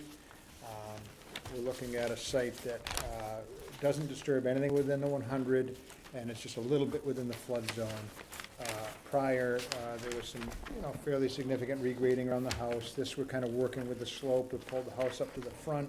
It's a walk out the back, which will allow the floodwaters to go in and then exit if we ever do get a 100-year type event. So there's a note in the plan that the FEMA foundation design is required, and it's a crawl space, so it's non-habitable down there, but kayaks, lawn furniture, things like that could go down in that crawl space and be okay per FEMA. So the wetland resource around here is, as I mentioned, the flood zone, and then there's an old cranberry bog.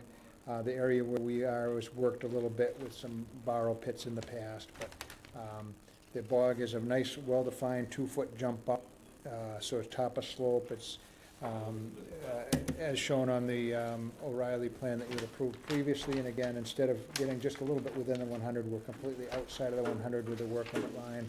The deck gets a little bit tight to it, but we'll nonetheless be able to manage to keep everything outside of that 100. And a little bit of light grading for the septic tank, and a liner around the leaching field.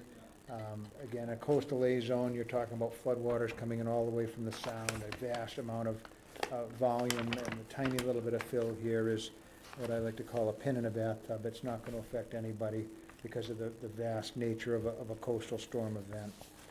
So length, subject to coastal storm flowage, will not be impactful. We are proposing roof dry wells to infiltrate the roof runoff, and again, we don't feel that we'll have any effect on the 100-year flood elevation with a big coastal event like that. We went through a construction protocol that talked about the silt fence remaining up until the final protocol and so forth. And again, it's a site you've already approved once. It's kind of reversed the septic in the dwelling and tightened up the work limit, so we're outside of the 100. Be glad to answer any questions if you have them. Thank you.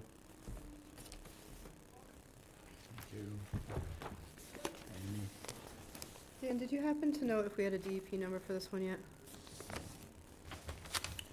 Usually good enough to put it on the cover if we do. They've been a little slow with getting them out. And I'm just asking because if we don't have a DEP number yet, we can't really vote on this tonight. Probably should continue for a DEP number. I can check on my phone shortly. There's a portal. Yeah, if you could. Yeah, I will. I But first apologize, we're short-staffed this week. No, I've got and I only one normally look at person these in- things first too. I just realized it, and I know that they've been a little bit slow. So my questions really kind of focus on the flood zone. So you're using a plan from J.M. O'Reilly that we approved in 2019. Typically, a wetland delineation, we like to see within 3 years, but for this case, these wetlands are very well defined by the old bog ditches and topography. So I'm confident that it's still valid. I don't see the need for them to re-go out there and do it. Appreciate that. Yeah. My biggest question, I love that you're keeping all the structure, everything outside the 100-foot buffer zone with the exception of a very small portion. You're showing fill here, but you're also, your limit of work is essentially the most of, at the 100-foot buffer zone line. Mhm. So potentially you have the ability to clear that whole area. Is that gonna, so I'd like, if that's possible, it is flood zone, and I know that we don't have standards for it yet, but reducing the amount of cleared area in the flood zone, understanding we're likely not going to have a large flood, that you actually have floodwaters up here, but is there, but by removing the vegetation, it does reduce potentially availability to soak floodwaters in or dissipate them. And more so than that, or I guess my other question is if that whole thing is your limit of work, you're keeping, the grades are pretty undulating there. Yeah. You're not showing any grade changes in the flood zone, so if, other than up in that northern area. So if it's gonna be, if it's proposed to be leveled, and I don't know if it is, that should be reflected here. If there's gonna be grade changes in the 100-foot buffer. Yeah, no, we didn't ask for any, but there's a pretty good wide, low area behind the house. We would be required to leave that, so if there was any fill, would absolutely have to show it. My guess is they would like the, it's a big lot, it's 1.4 acres. The amount that we're using is pretty compact, being that we've got a 100-foot buffer all around it, and then there's a gigantic, bog system that obviously would remain all the trees there. So, I mean, if possible, we'd like to be able to utilize that as, just as a, Cape Cod lawn type area if needed. I don't know if they want to clear the whole thing, but, at the same time, the other plan, had a house back there, and I the whole understand. thing was graded, so I think maybe this is the lesser of two evils, just to have it be like a yard. And then if we did want to regrade, would come back and ask permission, being that it's in a flood zone. So, it's a tighter work limit line than they had before, and we're hopeful to just leave it in, you've got an excellent, natural buffer around and the full 100 feet, so we'd like to be able to work back there. Be glad to listen to the commissioners if they have other ideas. One quick thing, and the owners I think are here, to prevent further encroachment or any future encroachment into the 100-foot buffer, would they be willing to do either a living fence, split rail fence, intermittent stones to say, you can't clear past this? I think that would be wise, if you have a list of ones to do, either stones or something like that, just as a reminder. Obviously, you do allow some incursions within the 100 if It you would come in need and ask. application is Or what would I. have to come in and apply. Correct, but yeah, it would be a so- visual barrier to say, okay, this is the area that if we go into it, we need permission to do. You wanna come up to the mic? Sorry.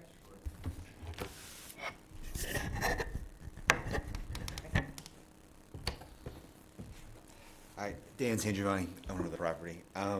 If I'm getting you right, you've seen the property on the right you're talking. Yeah. That steep wall, you want to put a fence on that steep wall? Is that what you're saying? Would be along this work limit line. Along the Staked limit out of. the Right, work limit. but that's a drastic drop.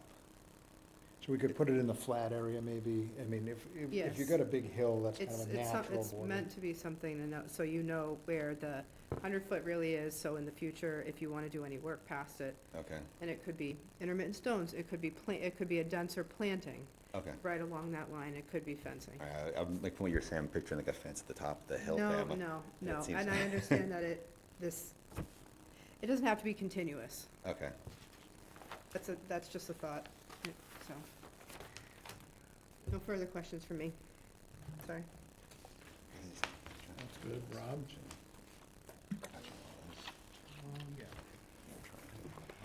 Yeah, I like that idea, just also as a preventative, so it doesn't become like a dump area in the future. I guess lawn areas, I'm always gonna be a stickler on 6 inches of topsoil, so. That's money well spent in our experience. Absolutely. Absolutely. And it's absolutely insane not to. And I like Amy's idea of, leaving a portion that's more natural. That's all. Other than that, I think the plan's good.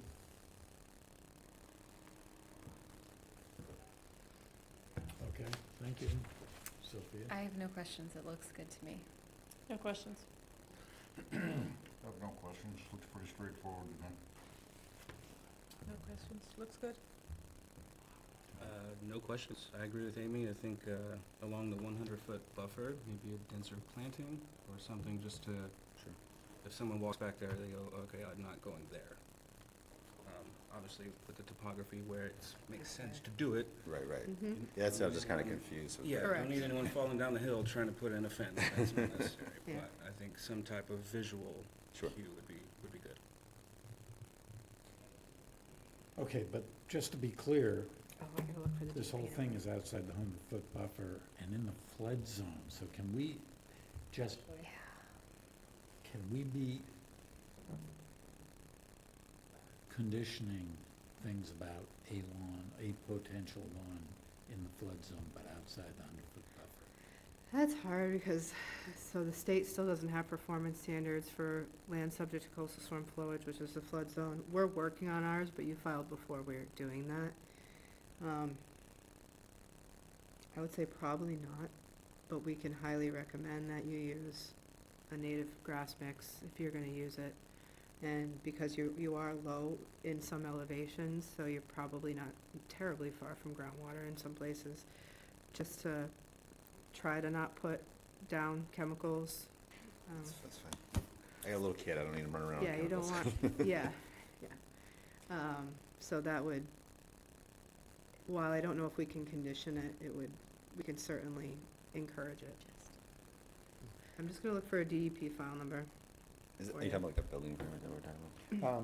When they file with the DEP, they issue an SC number. The last one was SC. I have a- Go ahead. Sorry to interrupt you.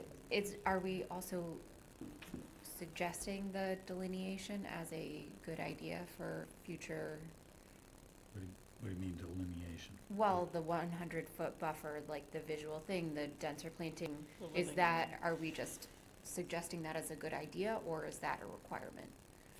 I would suggest it be a condition, and our typical language would be upon having a on-site visit, pre-construction meeting, we discuss what that would be composed of, and it would be either or a mix of intermittent stones, split rail fencing, or a Yeah. living fence of native plants.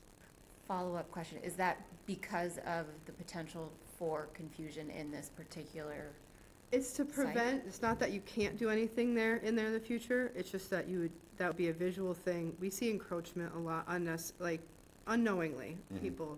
So that way it would be something for you to just be like, okay, if I wanna do, cause technically we allow activity, especially in the 50 to 100. But it would be like, okay, I wanna put a shed up or something, I don't know. You're right. We have to go back to conservation. That's understandable. There's enough room in the back if I You needed a shouldn't shed. need to, but yeah.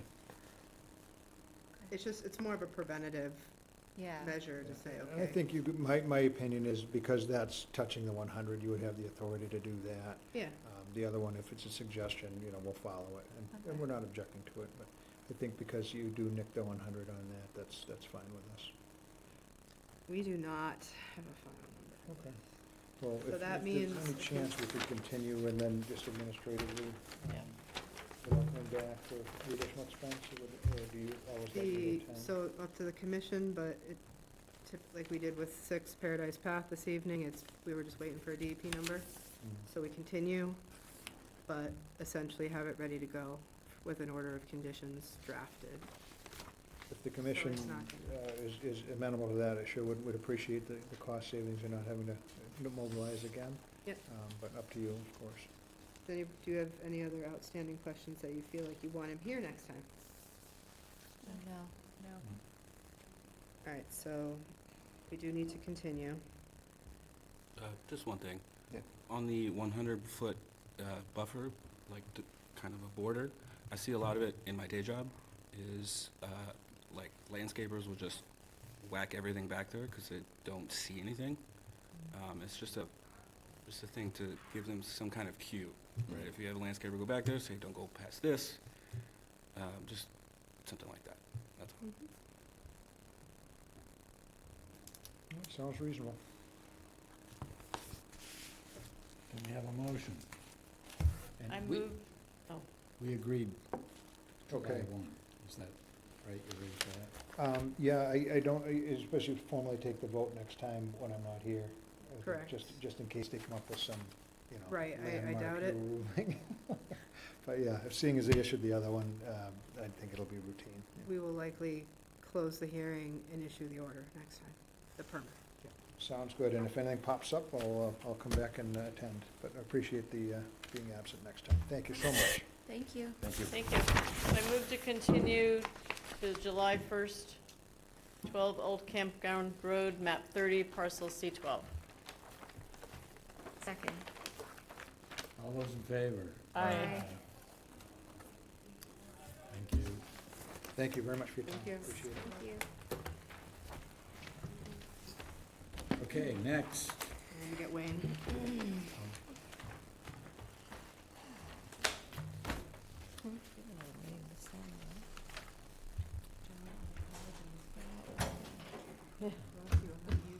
Usually when May finishes, that means we're good to That's fine. So I apologize. I'm still learning everything too. So it's all-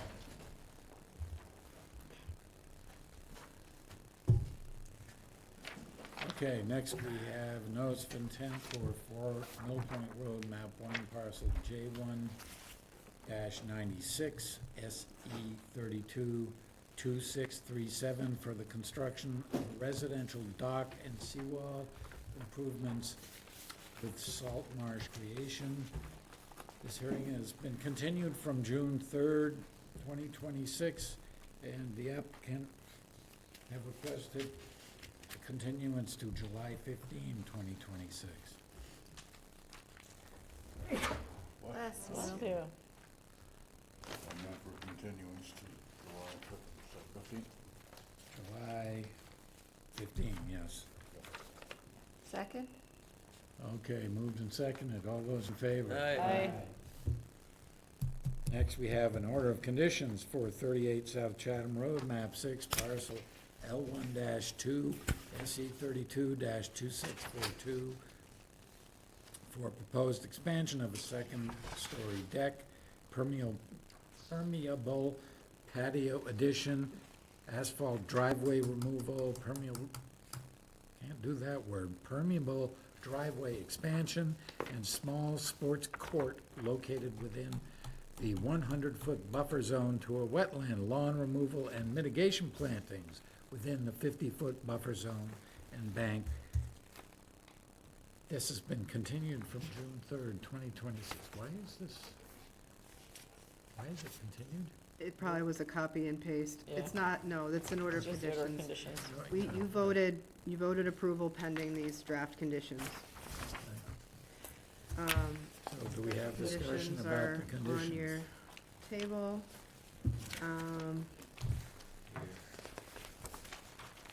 Really straightforward, a lot of conditions about, no turf or sod, no fertilizers, mitigation plantings in for a minimum of 2 years at a 90% survival rate. This was a good one in that they're reducing a substantial portion of lawn area, and converting to native plantings, so.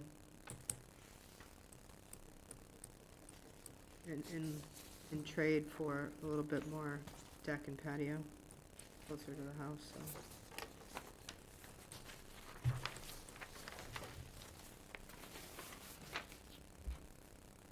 Do we need more time? No. I move to approve the order of conditions for 38 South Chatham Road, map 6, parcel L1-2, SE 32-2642. Second. All those in favor? Aye. 7-0. Can I just clarify something real quick? Because I think it'll help Please do. us in the future.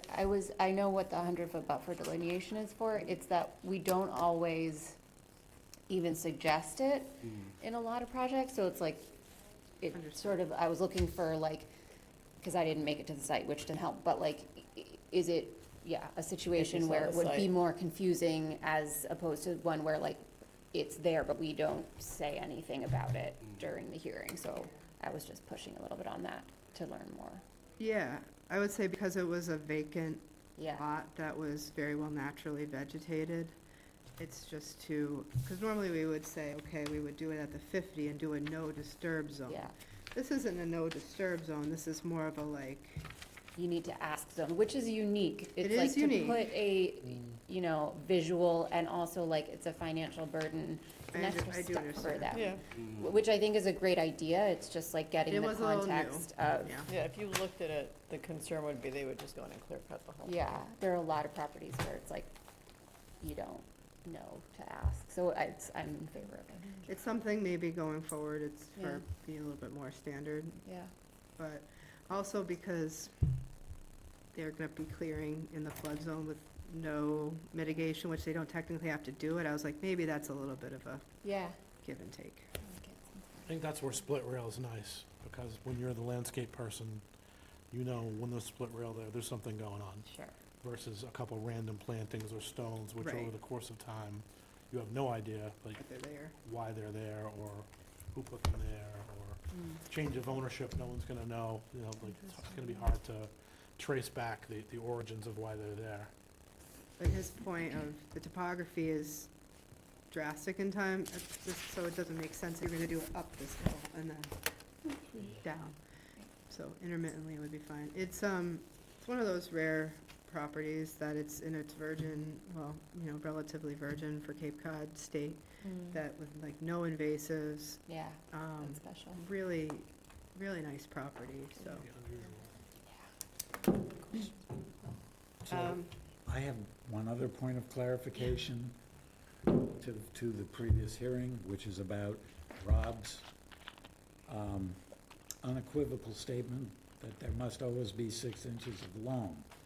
And I have questions about that, and I understand why you say that, but from my point of view, that is part of the discussion that we still have not completed about more specific regulations for fertilizer within the 100-foot buffer. And we've had a lot of conversations, we've had an ongoing conversation about what kind of compost and other similar top dressing products are acceptable based on the level of nutrients that are in those things. And I don't think we can just right now start adding to orders of conditions something which we've never done before, requiring 6 inches of loam. There's a whole different train of thought, which some maybe, I don't know whether anyone on this commission would follow that train of thought, that what we really want within the 100-foot buffer is Cape Cod lawns. And I don't think Cape Cod lawns actually involve 6 inches of hauled-in loam. So I think it's a discussion we have to have, and we have to clarify some of the technical details of what the real impact of placing 6 inches of loam right next to a wetland resources. And I'm not necessarily for or against that. I don't understand, I'm not necessarily for or against it, but I think we have to discuss it. That's all. Mark, you had something to say? Yeah, I'd like to just elaborate on what you were saying. You know, the definition of a Cape Cod lawn seems to be different to different people. That is correct. And the fact of the matter is, a lot of the vegetation and how productive it is has got to do with the makeup of the soil. Okay, the complexity of the topsoil, and in many cases, the lack of subsoil. A subsoil in our area, it's not unusual to find it 18 or 24 inches thick. That's a layer that's very much, is so close to impervious, it's not funny. And what it does is slow down the leaching process. That's a natural occurring item. And there has never been any emphasis on reconfiguring the earthwork on a site. I mean, if you're gonna be protective about it, put it back where it belongs. Of that 6 inches of topsoil, if you're in a fresh dig with good draining sand, you're gonna lose 2 inches of that topsoil immediately. That's right, So, if not more. so basically what I was trying to say to them is first off, you're at one spot, you're reestablishing a hardening layer, which is critical. And, you know, if the town is gonna get into a situation where, we're gonna ban herbicides and pesticides, synthetic stuff on lawn, you've gotta set the people up for success. Because otherwise, they're just gonna come back after the fact and amend the lawns the way that they normally are. That's just my point of view. I get it. So for the point of this, think- because this is a long-term discussion that you two are both gonna be big pieces of going forward. We traditionally kind of stay silent in the conditions about the amount of loam. I don't think it hurts for them to necessarily hear it, but I would suggest until we change regulations and have these discussions, that we kind of leave the language how it is. And they can we don't say whether you put 2 inches or 6 inches down. I agree that I personally believe in, practice, but I just am sure for our condition purposes, for now, just leave it kind of boilerplate I agree. until we can And have that we have larger to finish discussion. that We do conversation. have to, Right. that We is, have yes, Various things on it yes, that have been tabled or something. yes. Anyway. Okay, we have two more items on the agenda. I'll be One- real quick with the coastal resiliency ones. Okay. Viv was so kind to meet with me last week, or the week before, and have coffee. And we banged out sections 1 through 6 in terms of the suggested modifications, corrections. The commission is, with the towns of both, of Chatham, Orleans, and we offered it to Brewster, but I don't think they're ready yet. Because the state has been dragging its feet on doing coastal resiliency regulations, and we have a flood zone, but it's like, how do we regulate it? Barnstable County, and in particular these towns, are working together to draft them, and along the way, keep DEP apprised of what we're thinking of doing, so to make sure we're not far off base of where they're coming from, because evidently theirs is drafted, it's just not out yet. So sections 1 through 6 were kind of the beginning part of it, the purpose, the definitions, the parameters.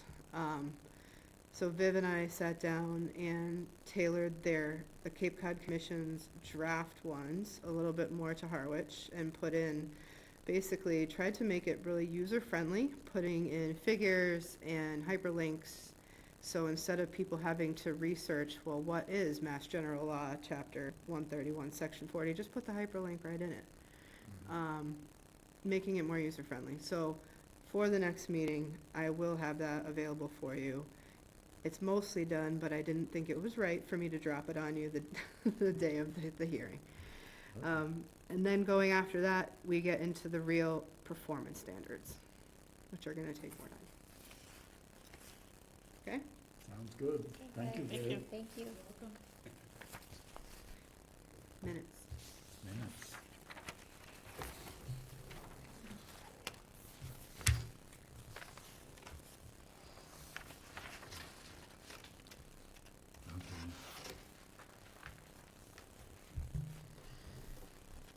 Pretty straightforward because. Yeah, I mentioned to John earlier, I'm not sure that they captured his comments correctly in the minutes. And Oh, sorry, Comments we on- moved on to the minutes. On Paradise this Path, is- on the erosion. It's just, it says erosion in front Should say of the minutes. house. I think it depends on what you consider to be the front of the house at that location. It's the pond side of the house that side, I yeah. was questioning. Okay, we may change that. On side. And I also noticed that the front page says agenda and it should say minutes. Yeah. I can say pond side of the house, yep. Okay. I don't have anything else. Nope. Any other discussion? I move to approve the minutes of the Conservation Commission on Wednesday, June 3rd, 2026. Second? All those in favor? Aye. Do I see an abstention? I didn't see Can I you vote. Can I vote on It wasn't something here. I wasn't here? If we had a quorum problem, you could, because you just have to say that you read them in order to approve them, but because we have a quorum, you should abstain. Good to know. I'll give you an eye though, if, you know, if you need one. Sure. Okay. Let's call it 7. All right. There's no harm in it, essentially. Okay, How do we make out with the fence at the herring run? fence is in, Is it good? fence is in. How's the water test on the? We don't know yet. Haven't got it back yet? No. We have an algae bloom in West Reservoir, which is not unusual. It is a little bit early to be starting. We had questions about potential blooms in John Joseph's Pond and Sang Pond. APCC tested that very day, so I didn't go back out and take a test of my own, but it came back okay. But we'll keep an eye on it because it could be spotty. Just because APCC didn't detect it at the public beach doesn't mean it's not there, and those are both two ponds that have had issues in the past. So, but you can pretty much predict, and the West Reservoir, just so our new folks know, we have it as a capital item for the study of the West Reservoir next year to, I think it's a conglomeration of issues why we have blooms there. Partially because it's like maximum 4 feet deep and it just gets soupy. But there's a lot of, it's at the bottom, it's the last pond before it turns salt, et cetera.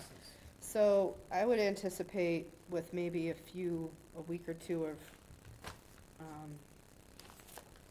reprieve that the West Reservoir, we're gonna have a warning up for the whole summer. It's good, it's not green yet, but it's murky.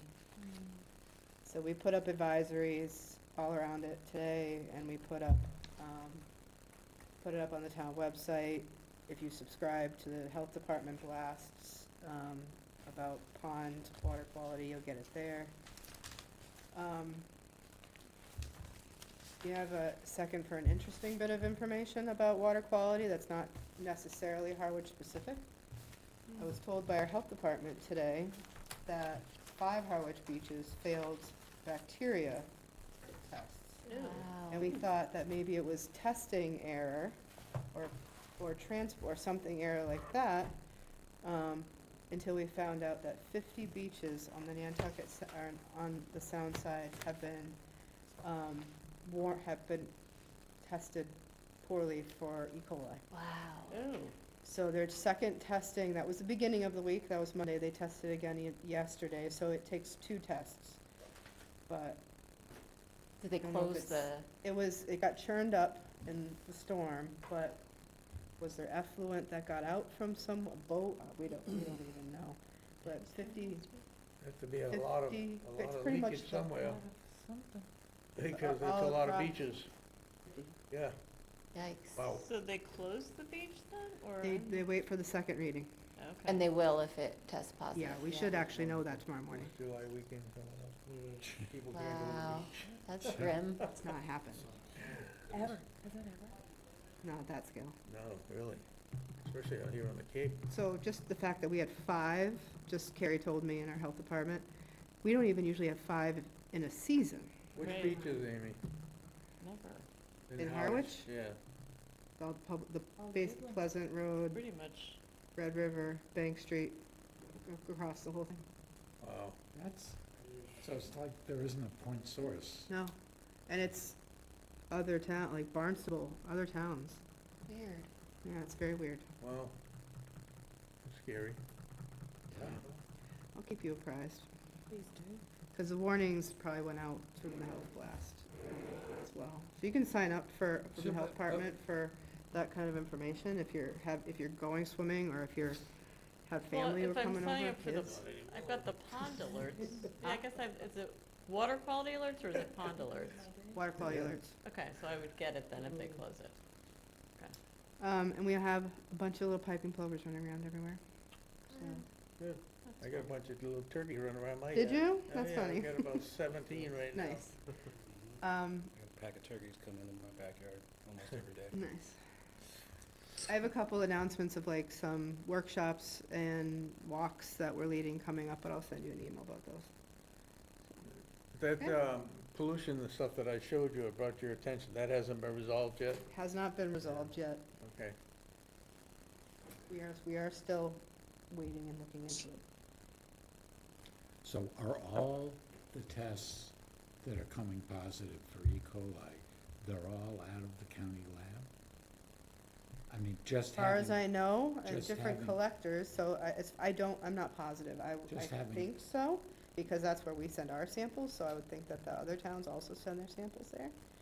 So. They did notice too that the water, they made notes at various sites that the water was unusually cloudy.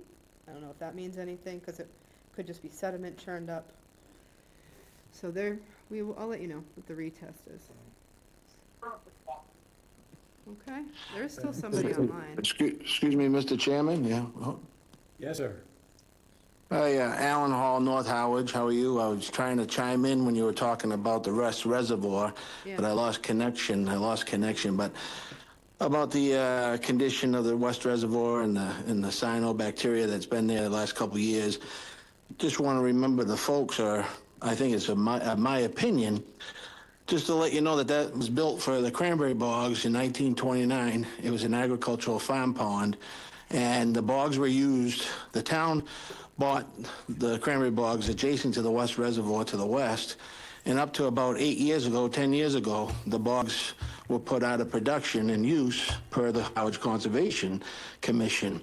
Prior to that, that pond, that West Reservoir, was drawn down at least 3 to 4 times a year, where the water would flow into those bogs, gravity fed, and they would flood those bogs, which are almost 12 acres in total, times 4. So that's 48 acres of water movement out of the West Reservoir through those bogs for different agricultural purposes: harvesting, winter coverage, spring coverage for late water, and different management.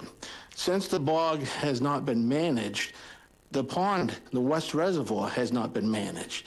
I really firmly believe that contributes to the problem you have today there. With the water just being stagnant at 4 feet depth, that's not moving or flowing where it has been flowing for almost 100 years, since 1929. And furthermore, the water level is significantly higher than it's ever been. I have a cranberry bog upstream, on the northern portion of the West Reservoir, and the inlet flume has been completely underwater for many years. And I brought it to Amy's attention and Stephanie's attention, and I just want to make sure that the board understands that that reservoir is not functioning the way it was designed. And that's the big problem you got there. I don't think you need to spend $1 million on studies. I think if you pulled the water and drained it down and let it flow and get the sediment and the silt off the bottom and fix some of the erosion coming down Bell's Neck Road in different areas around the reservoir, you'll get rid of the sediment and silt, and also the leaves decay. There's numerous trees up and down the Heron River to the West Reservoir that had never been there in the last 50 or 100 years. I can show you photographs and show you it was all fields and meadows. With the water being up higher than it should be, the water is now backed up all the way almost to Main Street, where the old mills were. And the river, originally, the riverbed was only 8 to 10 feet wide, and it was like a snake. Now you look at Great Western Road, the water's ponding into the upland on the adjacent banks of the river, which then, when the water's there, it increases the life of all the plant species. And the amount of plant species that have increased in that river body, now when they go through their living cycles, then they decay. The decay also turns into nitrogen, which then helps promote cyanobacteria. When the bogs were fully active, when we had hundreds of acres of bogs under operation from the West Reservoir to Hinckley's Pond for the last 120 years, we never had any cyanobacterias, never. So I have a question for you, Alan. When, in the past, as you're saying... Mr. Chair? Yes. I apologize, but a little bit of a point of order. Yeah. I only brought it up the West Reservoir to talk about the cyano bloom, and just to make you aware of it. We can't, if this is not an agenda item, we can't have back and forth discussion on it. Absolutely Happy agree. to in the future, we just can't have back and forth discussion on it. Well, I'm bringing up public, I can't make it to the facility tonight, so I'm chiming in by public view, but I'm just talking on that topic because it's something to be alarmed and concerned of, and I think there's things that we can be common sense and help solve the problem. As Amy points out, this is not an agenda item. This is a matter of public concern, and there are undoubtedly other voices in town who have things to say about this. And so if we're going to have a conversation about this, it needs to be an agenda item on a future public meeting. I only brought it up, I didn't mean to open a can of worms about, to just let you know about the cyano bloom, and it kind of went from there. But I would I'm happy to have that conversation. I met with Alan. Stephanie should be here too, from Natural Resources. And certainly as we move forward and about the management of the reservoir, that has to be a public hearing as well. Should see if we can get Brad here too. Yep, yep. Well, yeah, that's fine. I have water rights to manage out of that too, so we'll be back. Thank you. Yep, Thank you. thank you. Okay. Any other items? I'll make a motion, we adjourn the meeting, Conservation Commission meeting of, June 17th. Seconded. All those in favor? Aye. John, you new to town, are you?